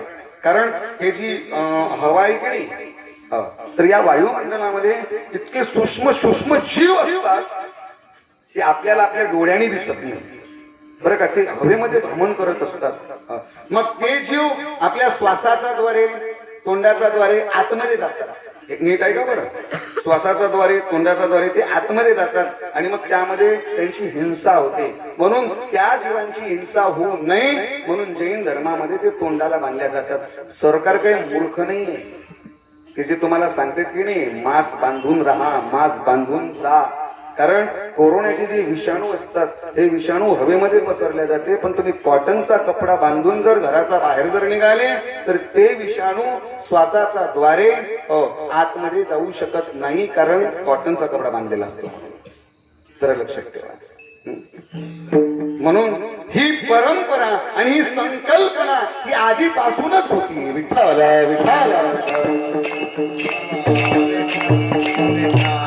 जैन धर्माच्या लोकांनी त्यावेळी सांगितलं होतं का तुम्ही कॉटनचे कपडे तोंडाला बांधूनच बाहेर फिरत जा. किती लोकांना ऐकलं? त्यांच्या तरी धर्मातल्या काही लोकांनी ऐकलं का? नाही नाही, आता सगळ्या जगाला ऐकावं लागत आहे. विठ्ठल विठ्ठल. आता कोणत्या जरी घराच्या बाहेर निघाल तरी बाप म्हणतात अरे ते पहिलं तोंडात बांधणं मग मी म्हणते की नाही. बरं, पवित्रेच्या बाबतीमध्ये अगोदर पासून आमच्या ऋषीमुनींनी काही कमी सांगितलं का? हात स्वच्छ धुतले पाहिजे. बहिर्दिशेला गेल्याच्या नंतर, प्राप्तविधीला गेल्याच्या नंतर पाय धुतले पाहिजे, हात धुतले पाहिजे, गुळला केला पाहिजे, त्याच्यानंतर घरामध्ये प्रवेश केला पाहिजे. आम्ही किती ऐकलं, किती पवित्रता घेऊन. अरे डब्बा तिकडे फेकलं की नाही की आतमध्ये कुठून आला का सरळ अंदर तसाच घ्यायचा आणि जेवायला बसायचा. बरं का? आणि आता तिकडून जर तो आला का तिकडून पहिलं साबण, इकडे हातपाय, तिकडे बरं का हँडवॉश, त्याच्यानंतर ते सॅनिटायझर. आता अलीकडे स्वच्छता. त्यावेळी सांगितलं ऋषी मुनींनी, आम्ही ऐकलं का? म्हणून कधी कधी मराठीत एक म्हण आहे, सरळ हातांना जर तूप निघालं नाही का नाही मग ते बोट असं वाकडं करावं लागतं. संतांना सरळ सांगितलं पण सरळ कोणी ऐकलं नाही म्हणून देवाला असं वाकडेच शिरावं लागलं. विठ्ठल विठ्ठल. कोरोना कोण आहे? अरे तो आमचाच भाऊ बंद आहे. आम्हाला काही घाबरण्याची काही गरज नाही. बरं का? जर या नियमाचं पालन जर केलं तर, बरं का, स्वच्छता, तोंडाला मास्क, त्याच्यानंतर सॅनिटायझर आणि 2 हाताची दुरी, ही कशा करता सांगितली? काय कारण याच्या पाठीमाग तुम्ही पहा. बरं का? ज्यावेळी आपण बोलतोय, बोलत असताना आपल्या मुखामधून काही सूक्ष्म जे तंतू असतात ते बाहेर निघतात बोलण्याच्या वाटेतून. बरं का? म्हणून काही जण बोलल्याच्या नंतर त्याचा आतला जो हे असते एकदम सूक्ष्म याच्यातला जो श्राव तो बाहेर पडतो. बरं का? कारण वक्ता महाराजाला वक्ता म्हणतात. वक्ता शब्दाचा अर्थ आहे वकणे, म्हणजे सांगणे. म्हणजे एखादा माणूस जर बोलत असेल तर बोलता बोलता काय होते, त्याच्या तोंडामध्ये जे असणारे जे काही आहे ते त्याच्या शरीरामधून ते बाहेर मुखाच्या द्वारे बाहेर पडल्या जाते.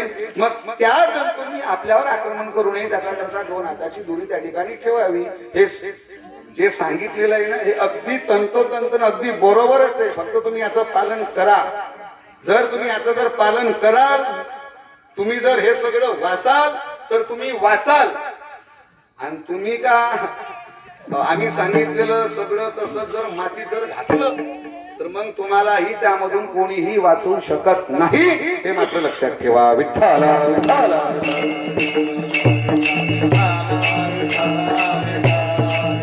जगद्गुरु तुकोबाराय भगवान परमात्माकडे मागणी मागतात. तर इथं प्रश्न निर्माण होतो की खरंच देवाकडे काही मागणं हे उचित आहे का? कारण देवाकडे मागणं म्हणजे सरळ सरळ भगवान परमात्म्याची चूक टाळल्यासारखं आहे. बरं, देवाला कळत नाही का आपल्याला काय द्यावं?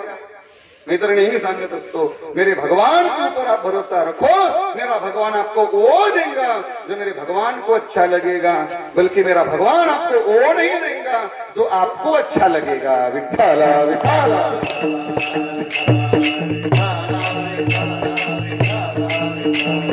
जगद्गुरु तुकोबाराय देवाकडे मागणी मागतात. मग तुकोबारायला कळत नाही का? बरं, तुकाराम महाराजांचे बरेच असे अभंग आहे, ते मागणाऱ्याचा विरोध दर्शवतात. बरं का. भिक्षा पात्रावलंबने जळोचिरे लाजीरवाणे किंवा काही मागणी आम्हा अनुचित वडिलांची रीत जाणत असे. म्हणजे सरळ मागणाऱ्याचा विरोध करतात तुकोबाराय. तुकोबाराय म्हणतात काही मागणी आम्हा अनुचित आणि वडिलांची रीत जाणत असे. ज्या परंपरेमध्ये आम्ही जन्माला आलो त्या परंपरेमध्ये आतापर्यंत देवाकडे कोणीही काहीही मागितलं नाही. मग जारती तुकोबाराय म्हणतात की आम्ही कधीही देवाकडे काहीही मागितलं नाही, मग ते तुकोबाराय देवाकडे मागतात कसे, हा पहिला प्रश्न इथे निर्माण होतो. विठ्ठला विठ्ठला. तर याचं उत्तर याच प्रमाणाचा पूर्वार्थ आहे. काही मागणी आम्हा अनुचित, म्हणजे काही मागणं उचित आहे आणि काही मागणं अनुचित आहे. मला आता एक सांगा, बाईनं नवऱ्याकडे साडी मागणं उचित आहे का अनुचित आहे? कसं काय अनुचित आहे? अरे ती त्याची आहे ना, सर्वस्व जबाबदारी त्याच्यावर आहे ना. बरं का. कारण त्याच्या नावाचं तिने मंगळसूत्र गळ्यात बांधलं, त्याच्या नावाचं कुंकू कपाळाला लावते, त्याच्या नावाचे जोडवे पायात घालते. बरं का. मग जबाबदारी कोणावर आहे? त्याच्यावर आहे. बरं तिनं काय केलं, फक्त एकदाच नवऱ्याचं नाव घेतलं. नाव घेतात की नाही लग्नात? आता उद्या मकर संक्रांती आहे का नाही, आता उद्यापासून पाबर कसं सुरू नाव घेतलं. बरं का. काय झालं याचं, ते बाई गेली मकर संक्रांतीला वाण वाटायला. वाण वाटायला गेल्याच्या नंतर दुसरीने तिला आग्रह केला, म्हणे तुम्ही नाव घ्या ना. म्हणे काय घ्या? नाव नाव उखाना उखाना नाव. आता तिचा नवऱ्याचं नाव होतं देवीदास. देवीदास आणि आठ नाव होतं माटे. मग आता आग्रह केल्याच्या नंतर मग आता ते आता एवढा आग्रह केल्याच्या नंतर मग तिने ते उखानाच घेतला. तो उखाना असा घेतला, सांगू का तुम्हाला का राहू शकतो? सांगूनच देतो बरं का. कारण तुम्ही उखाना घ्यायचा अगोदर मीच सुरुवात करतो, उद्यापासून तुमची सुरुवात. बरं का.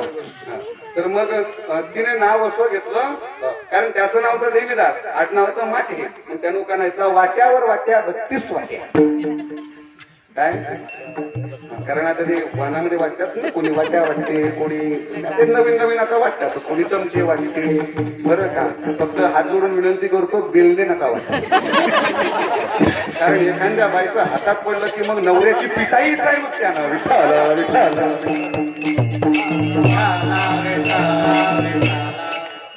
पिटाई करण्याकरता मात्र त्याचा वापर करू नका.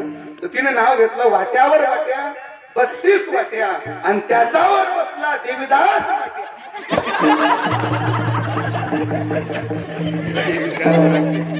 काय म्हणे? वाट्यावर वाट्या 32 वाट्या आणि त्याच्यावर बसला देवीदास वाट्या. बरं का. आता कीर्तनामध्ये आता यायचं नाव घ्यायला पाहिजे होतं मी प्रत्येकाचं, पण आता मी म्हणलं आता याची नावं घेण्यापेक्षा म्हणलं मकर संक्रांती होऊ देऊ आणि मग एका एकाचं उखाण्यात नाव घेऊ. विठ्ठला विठ्ठला.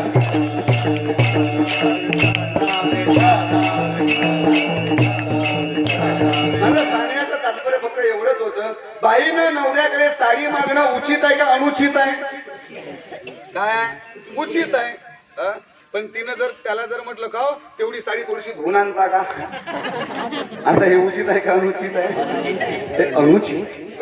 म्हणजे काही मागण्या उचित आहे, काही मागण्या अनुचित. तर तुकोबारायची मागणी मागतात ना भगवान परमात्माकडे, तर सज्जनानो ती मागणी तुकोबाराय स्वतः करता मागत नाही. बरं जे मागतात ते काय मागतात, तर तुझा विसरण व्हावा. देवा रे मला तुझ्या नामाचा विसरच पडू देऊ नको, हेच मला तू दे. मला जीवनामध्ये दुसरं काहीच पाहिजे नाही. बरं भगवान परमात्मा म्हणाले का हो तुकोबाराय, मी जर तुम्हाला माझ्या नावाचा विसर पडू दिला नाही तर तुम्ही काय कराल? तर अभंगाच्या दुसऱ्या चरणामध्ये सांगितलं. गायना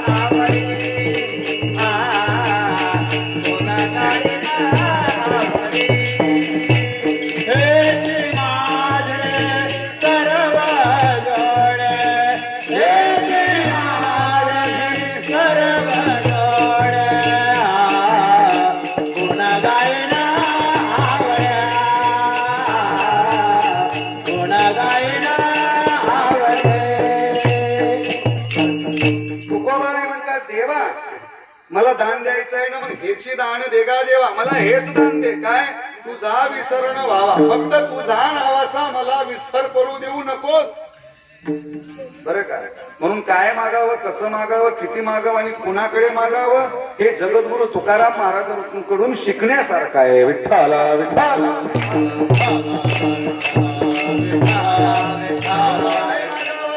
काय मागावं तर भगवान परमात्माच्या नामाचा विसर पडू नये हेच देवाकडे मागावं. बरं का? संताची संगत हेच देवाकडे मागावं. गुण गायीना आवडी ह्याची माझी सर्व जोडी हेच देवाकडे मागावं. बरं कसं मागावं? जसं कुंती मातेनं मागितलं नाही का? ज्ञानोबारे तुकोबारांनी जसं संत महात्म्यांनी मागितलं त्या पद्धतीने आपण देवाकडे मागावं. बरं किती मागावं तर सर्व काळ मागावं. आणि कुणाकडे मागावं तर भगवंताकडे मागावं. असे 4 गोष्टी यामध्ये शिकण्यासारखे आहे. विठ्ठल विठ्ठल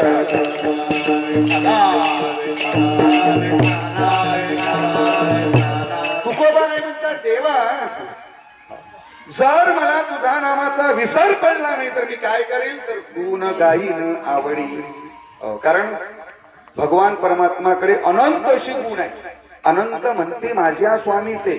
या अनंत गुणापैकी 6 गुण मुख्य आहे देवाजवळ. 6 गुण मुख्य गुण: यश, श्री, औदार्य, ऐश्वर्य, वैराग्य आणि ज्ञान.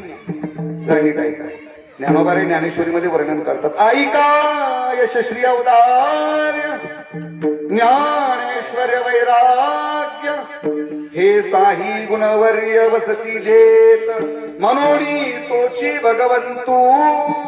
देव कुणाला म्हणावं तर हे 6 गुण ज्याच्यामध्ये असेल ना त्याला देव म्हणतात. यश, श्री, औदार्य, ऐश्वर्य, वैराग्य आणि ज्ञान. मग हे सर्वसामान्य माणसाच्या अंतःकरणामध्ये जरी हे 6 गुण असेल तरी तो भगवंतच आहे. विठ्ठल विठ्ठल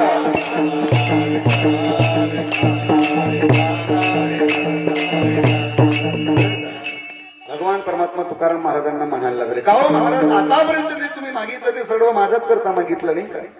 गुण गायन आवडी हे माझ्याच करता, विसरण व्हावा हे माझ्याच करता. हो बरोबर आहे, तुम्ही प्रापंचिक संत आहात.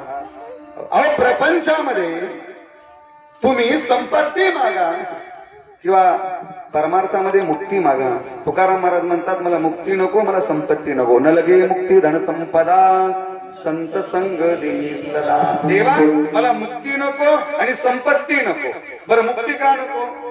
तुकाराम महाराज म्हणतात ते आमच्या घरी नसावी आणि मग ती तुम्ही आम्हाला द्या.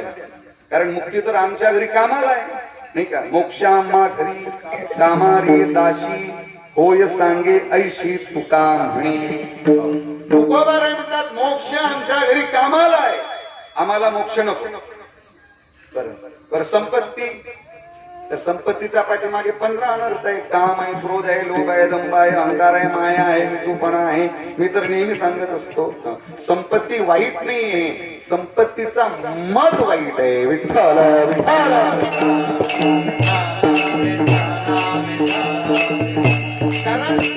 जे 4 प्रकारचे पुरुषार्थ शास्त्राने सांगितलेले आहे की धर्म, अर्थ, काम आणि मोक्ष. या 4 पुरुषार्थापैकी दुसरा क्रमांकाचा पुरुषार्थ म्हणजे संपत्ती आहे. बरं का? आणि आज समाजामध्ये सर्वात जास्त मान कोणाला आहे? धनवंता लागी सर्व मान्यता हे जगी. ज्याच्या जवळ संपत्ती आहे त्याला सध्या 2022 मध्ये मान आहे. आमचे गुरुजी नेहमी सांगायचे बरं का, पैसे वाली की बकरी मरे तो सब लोक जाणे, लेकिन गरीब की छोकरी मरे तो कोई ना जाणे. अरे श्रीमंताची शेळी जरी नेली तरी सारा गाव तिथं जमा होतो. आणि त्याला विचारते त्या पाटलाला, गाव पाटील कशी काय तुमची शेळी मेली? शेळी मेली 1400ची, चाय पाणी झाला 3600चा. सांगा बरं शेळी कोण्या भावात गेली? एखाद्या गरीबाची एखादी पोरगी जरी मरण पावली तरी त्याचे अश्रू पुसण्याकरता झोपडपट्टीमध्ये कोणीही जात नाही. त्याचं कारण पैसा. विठ्ठल विठ्ठल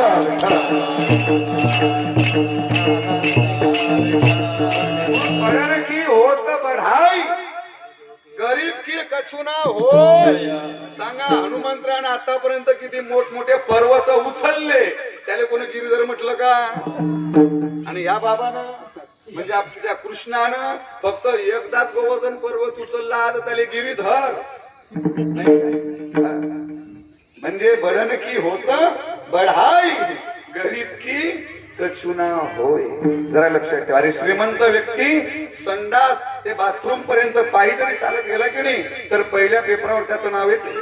आमच्याकडे अमुक अमुक व्यक्ती संडास ते बाथरूम असा 25 पावलाचा प्रवास त्यांनी पायी केला. पहिल्या पेजवर आमचा वारकरी आळंदी पासून पंढरपुरापर्यंत ज्ञानोबाऱ्यांच्या पालखी सोहळ्यात चालून जरी मेला का नाही तरी त्याचं नावही पेपरात नाही. बरं का, त्याला कोणीच विचारत नाही. एवढा फरक पैशाने पडतो. विठ्ठल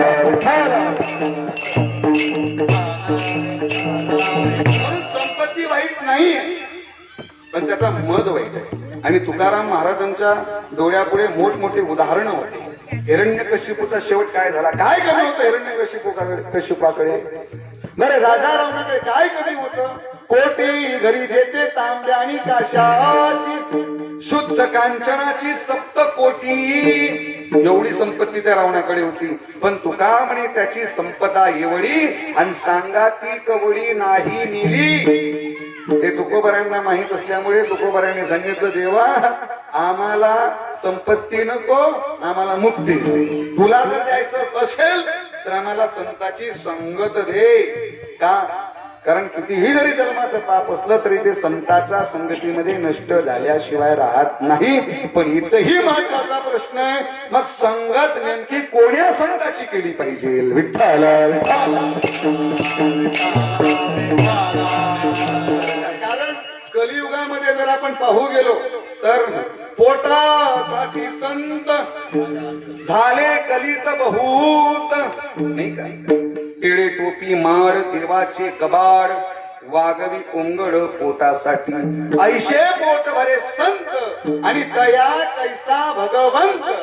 अशाच्या पाठीमागे जर तुम्ही लागले ना तर लक्षात ठेवा तुमचा उद्धार तर होणार नाहीच नाही पण तुम्हाला अधोगतीला गेल्याशिवाय मार्ग नाही. विठ्ठल विठ्ठल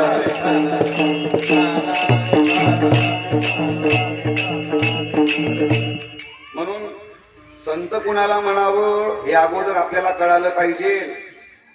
कारण आमची जात आणि मेंढराची जात काही फरक नाही. आम्हाला जर एखादा भगवे कपडे घालून जर एखादा जरी आमच्या दारापुढे आला तरी आम्ही त्याचा पुढे जाऊन म्हणतो, या महाराज बरं झालं तुम्ही आले. बरं का? म्हणून लक्षात ठेवा, अशा साधूचे पाय पवित्र असते पण डोकं मात्र मोठं विचित्र असते. विठ्ठल विठ्ठल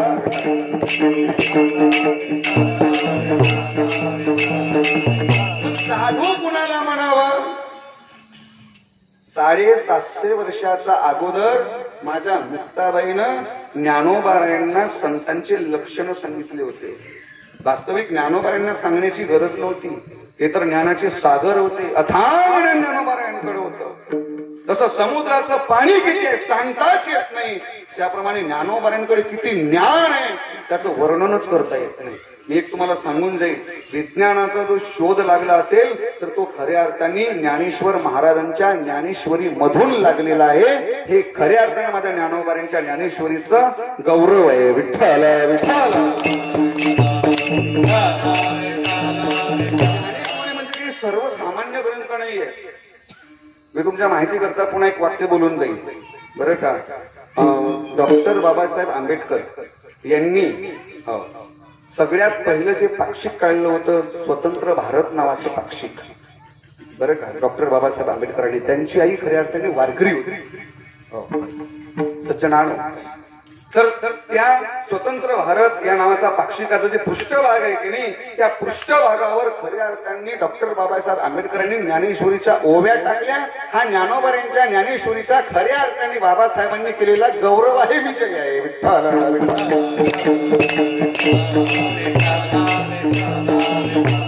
जे शास्त्रज्ञ आपल्या भारतामध्ये झालेले या सर्व शास्त्रज्ञांनी खऱ्या अर्थाने अभ्यास ज्ञानेश्वर महाराजांच्या ज्ञानेश्वरीचा केलेला आहे. बरं का. आज ही लाईन आपल्याला दिसते, हे घड्याळ आपल्याला दिसते, टीव्ही आपल्याला दिसते, हे विमान आपल्याला दिसते, सोनं आपल्याला पाहायला मिळतात. बरं का. हे खरे उपकार जर कोणाचे असेल तर ज्ञानोबारायांचे आहे. कारण या शास्त्रज्ञांनी ज्ञानोबारायांच्या ज्ञानेश्वरीचा अभ्यास केला मंडळी, आणि त्यामधूनच खऱ्या अर्थाने विज्ञानाचा शोध लागलेला आहे. विठ्ठल विठ्ठल विठ्ठल.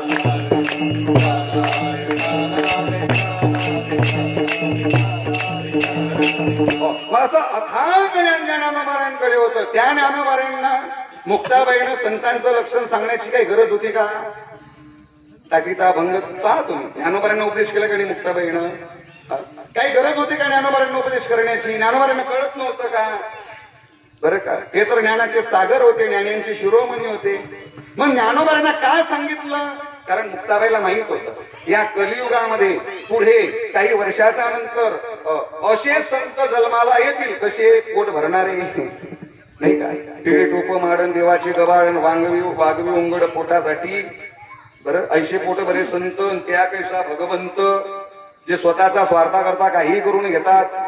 हे मुक्ताबाईला त्या काळामध्ये कळालं. म्हणून मुक्ताबाईंनी ज्ञानोबारायांना उपदेश करताना संतांची लक्षणं सांगितली की संत कोणाला म्हणावं. म्हणून हे बा मी तुम्हाला सांगून जाईल, जर तुम्हाला खऱ्या अर्थाने संत जर ओळखायचे असेल ना, तर तुम्ही ज्ञानेश्वर महाराज जे मुक्ताबाईचे अभंग आहे, ताटीचे अभंग, हे ताटीचे अभंग एकदा वाचून काढा, म्हणजे तुमच्या लक्षातच संत कोणाला म्हणावं, संत कोणाला म्हणू नये. मुक्ताबाई सांगतात बरं का, संत तोची जाणा जगी, दया क्षमा ज्याचे अंगी. ज्यांच्या ठिकाणी दया आहे, ज्यांच्या ठिकाणी क्षमा आहे, मुक्ताबाई महाराज म्हणतात ते संत आहे. ज्यांच्या ठिकाणी लोभ नाही, अहंता नाही, तेच खरे संत आहे. बरं का. त्यांच्यासारखी विरक्त जगाचा पाठीवर कोणी नाहीये. हे एक एक लक्षण मुक्ताबाईंनी सांगितलेली आहे. बरं का. म्हणून असे जे संत महात्मे आहेत, तुकोबाराय म्हणतात असे विरक्त असणारे संत महात्मे, ज्यांच्या अंतकरणात लोभ नाही, काम नाही, क्रोध नाही. बरं का. जे निसंग महात्मे आहे, वासनेचं सगळं वस्त्र गळून पडलेलं आहे, अशा महात्म्यांची संगत जरी आम्हाला जीवनामध्ये प्राप्त झाली तर आमच्या सारखा भाग्यवान जगाच्या पाठीवर कोणी नाही. हेच मागणं तुकोबारायांनी मागितलं. संत संग देई सदा. कारण संताचा संगतीमध्ये किती जरी दुःख आलं तरी ते दुःख वाटत नाही. त्या दुःखामध्ये सुखाची त्या ठिकाणी संत महात्मे आम्हाला जाणीव करून देतात. बरं का. आणि मग मात्र शेवटी भगवान परमात्मा तुकाराम महाराजांना म्हणाले का हो तुकोबाराय, तुम्ही जर मुक्ती घेतली नाही तर तुम्हाला जन्माला यावं लागेल ना. जर मुक्ती जर घेतली नाही तर जन्माला यावं नाही लागेल का? पुनरपी जननम पुनरपी मरणम पुनरपी जननी जठरे शयनम. पुन्हा जन्माला येणं, पुन्हा मरण. महाराज अवळे जन्म मरणाचा फेरा हा काही सोपा आहे का? आईच्या पोटामध्ये 9 महिने 9 दिवस त्या ठिकाणी राहावं लागतं. तिथं काही एअर कंडिशन एसीची रूम आहे का? नाही. आईच्या उदरामध्ये कसं राहावं लागतं ती आमच्या संत महात्म्यांनी सांगितलं. मातेचा उदर कुहरी, पचोनी विष्टेच्या दाथरी, उघडोनी नव मासवरी, जन्मो जन्मी मरती. अरे एखाद्या काळ्या कुट्ट असणाऱ्या कोठडीमध्ये जर दरवाजे बंद पॅक जर करून घेतले तर सांगा किती दिवस तुम्ही राहाल? म्हणजे तिथून खिडकी नाही, काही नाही, काही नाही, काहीच नाही. आणि त्या कोठडीत जर तुम्हाला ठेवलं सांगा 2 दिवस तरी तुम्ही राहू शकता का? त्याच्यात नाही राहू शकत. बरं का. माणूस गुदमरून नेल्याशिवाय राहत नाही. मग आईच्या पोटामध्ये तिथं काही लाईटाची व्यवस्था आहे, काही एसी आहे, काही तिथं आराम करण्याकरता गादी वगैरे टाकून ठेवली का भगवंतानं? काहीच नाही. उलट वरतो पाय आणि खाली मुंडको. अशा अवस्थेमध्ये 9 महिने 9 दिवसापर्यंत आईच्या उदरामध्ये राहावं लागते तुकोबाराय. आणि असा जन्म तुम्ही घेणार का? तुकाराम महाराज म्हणाले, ए देवा, हे जन्माची भीती कोणाला दाखवतोस तू? आम्हाला. अरे आम्हालाही माहित आहे आईच्या उदरामध्ये हा जीव कसा राहतो, काय राहतो. तुकोबाराय देवाला म्हणायला लागले, गर्भवाशी दुःख नाही येता जाता, हृदय असता नाम तुझे. देवा, अरे गर्भवासाच्या दुःखाची भीती तू आम्हाला देऊ नकोस. कारण गर्भवासाच्या दुःखाची भीती आम्हाला काहीच वाटत नाही. का वाटत नाही? कारण तुझं नामस्मरण अशाही अवस्थेमध्ये आईच्या उदरामध्ये आमच्या मुखामधून घडते, त्याच्यामुळे ते दुःख आम्हाला दुःख वाटत नाही. या संदर्भामध्ये एक दृष्टांत देतो आणि माझी सेवा मात्र मी या ठिकाणी संपवतो. सर्वांनी एकदा मोठ्या प्रेमानं टाळ्या वाजून भजन करायचं. हे बघा, आमचे महाराज शिवा महाराज बावस्कर, तुम्ही नाव ऐकलं असेल, युट्यूबवर सर्च करून पहा, शिवा महाराज बावस्कर. ते नेहमी सांगायचे बरं का, फुले की शोभा माली से. फुलाची शोभा कोणामुळे आहे? माळी. माळ्यामुळे फुलाची शोभा आहे का नाही? बरं का, हो बरं, लक्षात ठेवा. फुलों की शोभा माली से, चहा की शोभा प्याली से. अहो सुंदर चहा मांडला आणि तो चहा जर प्लास्टिकच्या त्या टपऱ्यात जर आणला तर खरं सांगा ते शोभा आहे का त्या चहाची? काही काही जण तर ते असे आमच्याकडे असे ते प्लास्टिक मध्ये टाकून महाराज लोकांचं म्हणते, भावाजी या, असं वाटते त्या प्लास्टिकचा गोळा करून त्याला फेकून मारून त्याला म्हणावं खावे, तुले का आम्ही बॅन पार्टीवाले वाटतो का? ते त्या प्लास्टिक मध्येच आहे आम्हाला नाही. म्हणून फुलों की शोभा माली से, चहा की शोभा प्याली से. बरं का, एक पोट उठलं जातं 10-12 वर्षाचं, मी असंच म्हणत होतो. ते म्हणे, बाबाजी पुढचं मी म्हणू का? म्हणे म्हटलं म्हणे ससुराल की शोभा साली से.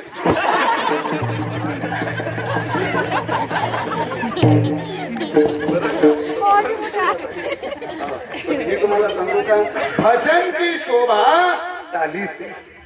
बरं का, सर्वांनी टाळ्या वाजवायला.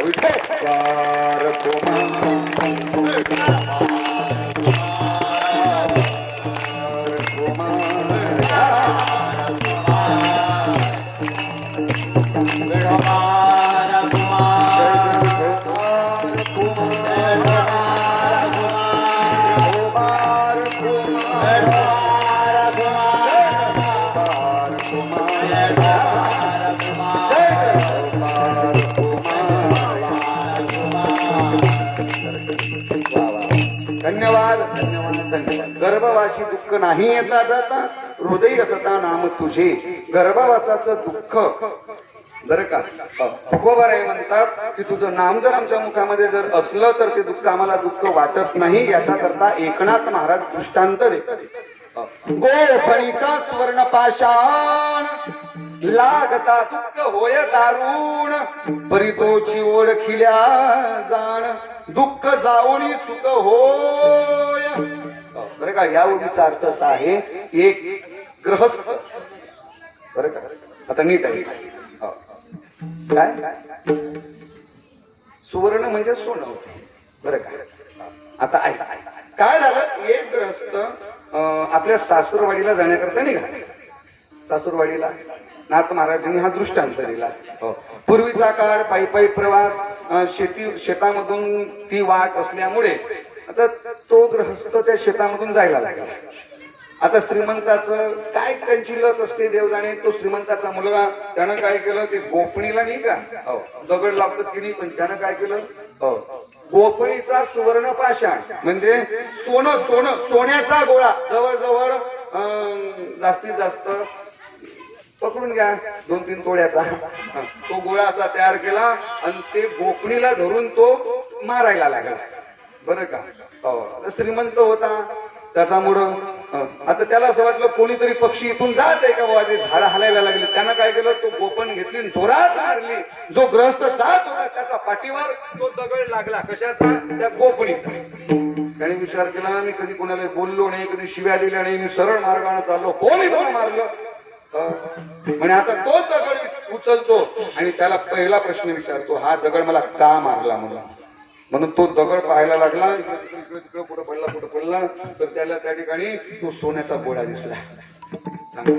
आता पाठीत दगड बसला, सांगा, दुःख झालं का सुख झालं? बाकी ना आता सोनं हातात आलं, पाहायला लागलं, आता सुख झालं का दुःख झालं? आता ते दुःख त्याला दुःख वाटलं का? नाही वाटलं ना, बरं का? आता त्याला असं वाटलं म्हणजे आपलं काम बरं झालं. तर ते त्या गोपन फेकणाऱ्या त्या म्हणजे गोपन फिरवणाऱ्या त्या पोराला त्यांनी इथून आवाज दिला, अरे गोपन मारणाऱ्या, एकच कशाला मारतो, पुन्हा 10-12 मार. म्हणजे राहिलं तर नातवंडाचा उपयोग आला ते. मग आता इथं दुःख वाटत आहे का? आता मात्र त्या ठिकाणी त्या गोफणीचा दगड, तो भार, तो मार सुद्धा तो सहन करण्याकरता तयार आहे ना. का? कारण त्याला काय मिळून राहिलं? सोनं भेटून राहिलं की नाही त्याला. त्याप्रमाणे गोफणीचा सुवर्ण पाषाण लागता दुःख होय दारुण, परी तोची ओळखिल्या जाण, दुःख जाऊनी सुखची होय. नाही का? त्याप्रमाणे तुकाराम महाराज म्हणतात, देवा गर्भवासामध्ये दुःख हे आम्हाला माहित आहे, पण अशाही याच्यामध्ये जसं सोनं भेटल्याच्या नंतर ते दुःख वाटत नाही, त्याप्रमाणे आईच्या उदरामध्ये तुझं जर नामस्मरण घडलं की नाही आम्हाला, तर आम्हाला ते दुःखच वाटत नाही. का? त्या दुःखामध्ये सुद्धा आम्हाला सुखाची जाणीव झाल्याशिवाय राहत नाही. कारण एकदा आम्ही बाहेर आलो की मग आम्हाला काय करायचंय? दीन रजनी हाची धंदा, गोविंदाची पवाडी, बस आम्हाला शेवटी परमार्थच करायचा आहे. आणि मानवी देहामधूनच हा परमार्थ होतो. इतर जन्मामध्ये जर आपण गेलो, सांगा बैलाच्या जन्मात जर गेलं तर आपल्याला राम म्हणता येते? व्यसन धरून डायरेक्ट वावरातच, बरं का? गाढवाचा जर जन्मात गेलो तर भागवत ऐकता येते? पाठीवर बोजेच आहे, बरं का? कुत्र्याच्या जन्मात गेलं तर मंडपाला त्याला बोटच फेकून मारते, त्याला बसू देत नाही, बरं का? डुकराच्या जन्मात गेलो तर मग तो नाहीच नाही.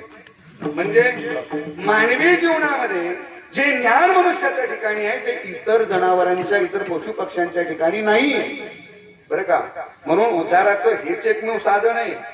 जरा लक्षात ठेवा, इतर देहामध्ये परमार्थ घडत नाही, इतर देहामध्ये भगवंताचं नामचिंतन घडत नाही. म्हणून पावला हा देह ताग टाळी न्याय, बरं का?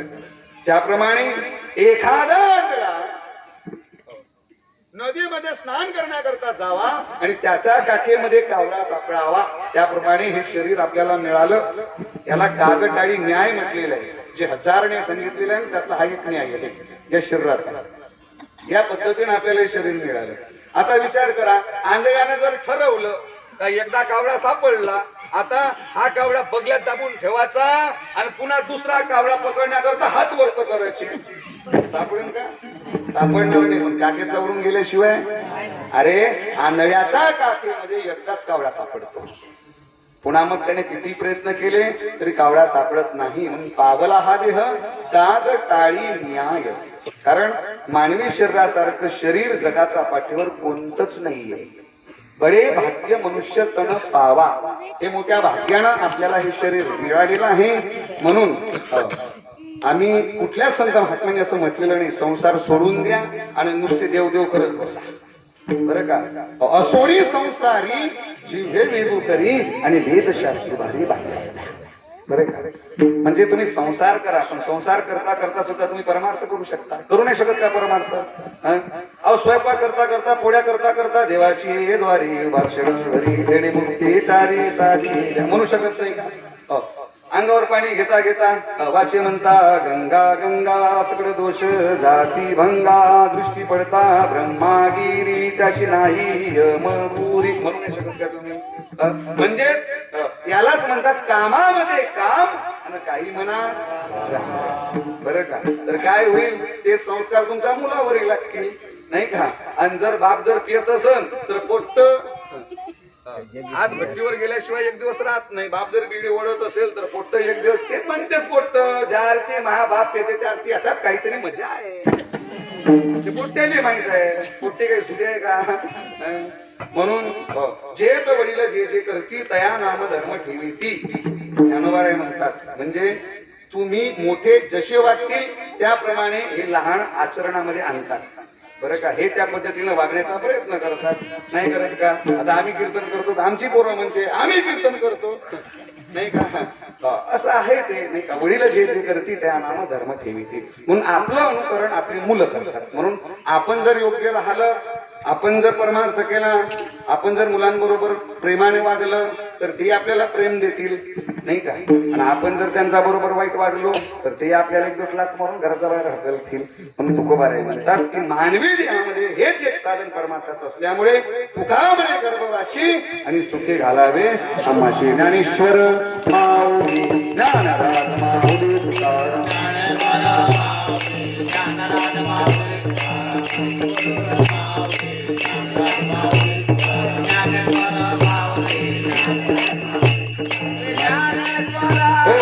माझी वेळ संपुष्टात आलेली आहे. 10:05 झालेली आहे. झालेली सेवा मी ज्ञानोबरायांच्या चरणी अर्पण करतो. वैकुंठवासी हरिभक्तपरायण वामनरावजी घ्या, ते आपल्यामधून निघून गेले. हे बघा, लोक म्हणतात, नाही का? आपणही म्हणतो. काय म्हणतो आपण? त्यांच्या आत्म्यास शांती प्राप्त हो म्हणतो की नाही? हा शब्द वापरतो ना आपण. पण आत्म्याला शांती प्राप्त हो हा सरळ सरळ चुकीचा शब्द आहे.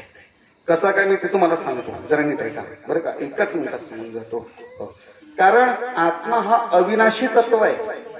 आत्म्याच्या ठिकाणी सुखही नाही, आत्म्याच्या ठिकाणी दुःखही नाही, आत्म्याच्या ठिकाणी जन्मही नाही, आत्म्याच्या ठिकाणी मरणही नाही. बरं काय? नैनन शिंदंती शस्त्राणी नैनन दहती पावता न चेन क्लेन यंत्यापो न शोषेती मारुता. या गीतेच्या आधाराने मी बोलायला लागलो, जरा नीट ऐका. गीतेने सांगितलेलं आहे आत्मा मरू शकत नाही, तो जन्माला येऊ शकत नाही. जरा लक्षात ठेवा. कारण अविनाशी तत्व या जगाच्या पाठीवर जर काय असेल तर आत्माच. मग आपण जे श्रद्धांजली वाहतो की नाही आपण, मग ते आत्म्याच्या शांती करता नसते. मग ते कशा करता असते? इथून पुढचा जो त्यांचा जो प्रवास आहे तो प्रवास, कारण बळा ते प्रमाण आहे त्याला, बळा कठीण है यमका घाट. बरं का? तो मार्ग इतका कठीण सांगितलेला आहे. यमपुरीचा तुम्ही गरुड पुराण वाचा, म्हणजे तुमच्या लक्षात येईल, अंगावर काठी उभी राहतील तुमच्या. बरं का? गरुड पुराणामध्ये सगळं सविस्तर वर्णन आलेलं आहे की मनुष्य मरण पावल्याच्या नंतर जवळजवळ त्याचं प्रेत 8 तास जाळता येते. लक्षात ठेवा. हो. आणि प्रेत जळाल्याच्या नंतर जो दगड असतो की नाही, ते माठाला फोडला जातो, तर तो दगड घरी आणावा लागते आणि त्याची 10 दिवसापर्यंत विधियुक्त पूजन करावं लागते. कारण त्याचा पाठीमागे फार मोठा इतिहास आहे. कारण 4 तासामध्ये यमदूत त्याला तिथे घेऊन जातात, तिथून 4 तासात इथं आणतात. पुन्हा मृत्यू लोकात 10 दिवस त्याला इथं सोडतात त्या जीवात्म्याला. बरं का? कारण जो आत्मा आहे त्याचा पुन्हा आतमध्ये जीवात्मा वास करतोय. बरं का?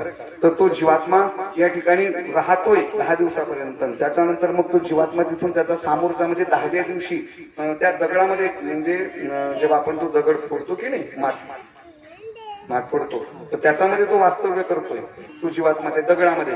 त्याच्यामुळे त्याची पूजा करणे, त्याला फुलं वाहणे, रोज पाणी वाहणे, आणि त्याच्यानंतर 10व्याच्या दिवशी तोच दगड महत्वाचा आहे. त्या ठिकाणी नदीवर नेऊन आणि विसर्जन, आपण अस्थि विसर्जन करतो की नाही, त्यावेळी त्या ठिकाणी तो दगड मग तो शिरवणे, आणि तिथून तो मार्गस्थ होतो. तर जवळजवळ त्याला 1 वर्षाचा कालावधी लागतो तिथं पोहोचण्याकरता. मग त्याचा करता ते प्रत्येक महिन्याला जे आपण पाणी टाकतो की नाही, ते तिथीवर टाकावं लागते. तारखेवर चालत नाही, तारखेवरचं पावन नाहीये, हे लक्षात ठेवा. काही गोष्टी ज्या तिथीवर गेला असेल, म्हणजे प्रतिपदा, द्वितीया, तृतीया, चतुर्थी, पंचमी, षष्ठी, सप्तमी, अष्टमी, नवमी, दशमी, एकादशी, द्वादशी, त्रयोदशी, चतुर्थी, पौर्णिमा, अशा ज्या तिथी आहेत, मग ती तिथी पकडायची. आणि समोरची तो जिवंत होता त्याच्या आदल्या दिवशी ते पत्रात त्या ठिकाणी टाकायचं आहे.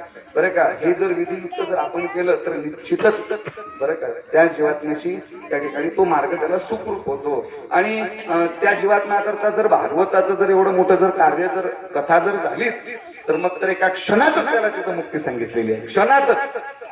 त्याला पुढचं म्हणजे मग ती पिढाच नाही सांगितलेली आहे त्याच्याकरता मग भगवंत जीवन त्याला घेऊन जातो, डायरेक्ट तिथून उचलूनच घेऊन जातो त्याला.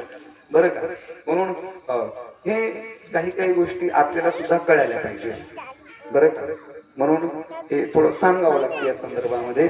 म्हणून झालेली सेवा मी ज्ञानोबरायांच्या चरणी अर्पण करून माझी सेवा पूर्ण करतोय. म्हणजे जे आपण श्रद्धांजली जे वगैरे आपण अर्पण करतो की नाही, ते त्या जीवात्म्या करता असते. बरं का, आत्म्या करता नाहीये, त्याचा प्रवास सुखाचा हो त्याचा करता आहे, बरं का. पण आता इथे श्रद्धांजली देण्याची काही गरज नाही का, कारण एवढी मोठी श्रद्धांजली मात्र या ठिकाणी झाली भागवताची, बरं का. कारण हे कार्य झाल्याच्या नंतर दुसरं कार्य शिल्लकच राहत नाही. मी तुम्हाला एक सांगून जातो बरं का, आमच्या भुसारी ताई सुद्धा या ठिकाणी बसून आहे, आमच्या घ्यार ताई आहे.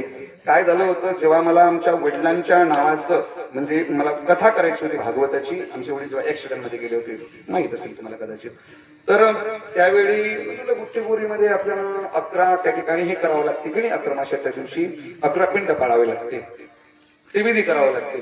तर आपले ते जुन्या वस्तीमध्ये असणारे भाऊ मामा नाही का, त्यांच्याकडे मी गेलो. तर त्यांनी मला एका वाक्यात सांगितलं, म्हणजे महाराज तुम्ही तुमच्या वडिलांच्या नावाने घरी भागवताची कथा करताय. मी म्हटलं हो. म्हणजे महाराज मग तुम्हाला पिंड पाळण्याची काहीही गरज नाही. काय म्हणले ते, पिंड पाळण्याची काहीही गरज नाही. मी म्हटलं जर एका कदाचित दोष निर्माण झाला तर, त्यांनी एका वाक्यात सांगितलं, म्हणजे दोष जर निर्माण झाला तर सगळा दोष मी माझ्या डोक्यावर घ्यायला तयार आहे. सांगा, म्हणजे हो, साक्ष देऊन त्यांनी मला सांगितलं. ती संत महात्म्याच आहे नाही का, त्यांनाही साधू संत महात्म्यांचा सहवास घडला. आणि भागवतामध्ये सुद्धा वर्णन आलेलं आहे, श्रीमद भागवतान मुक्ती सप्ताहन वाचन कुरु, बरं का. म्हणजेच सूर्यनारायणाने गोकर्णाला सांगितलं होतं भागवताने मनुष्याची मुक्ती आहे, दुसरं साधनच नाही जगाच्या पाठीवर मुक्तीचं, बरं का.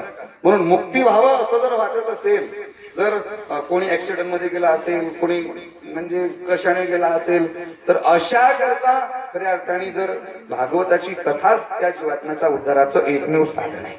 म्हणून झालेली सेवा मी ज्ञानोबरायांच्या, तुकोबरायांच्या, संत महात्म्यांच्या चरणी अर्पण करतो. आणि माझी सेवा याच ठिकाणी मी पूर्ण करतो.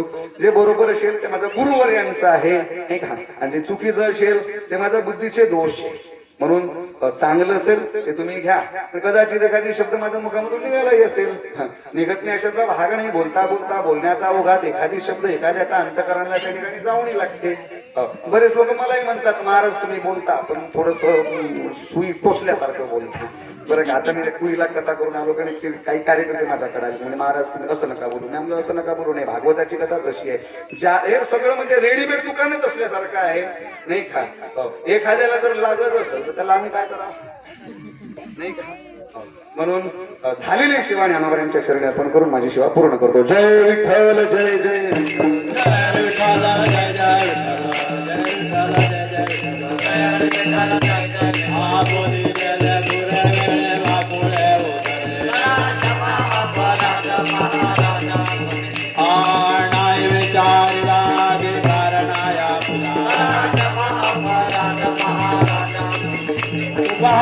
ज्ञानेश्वराला पाया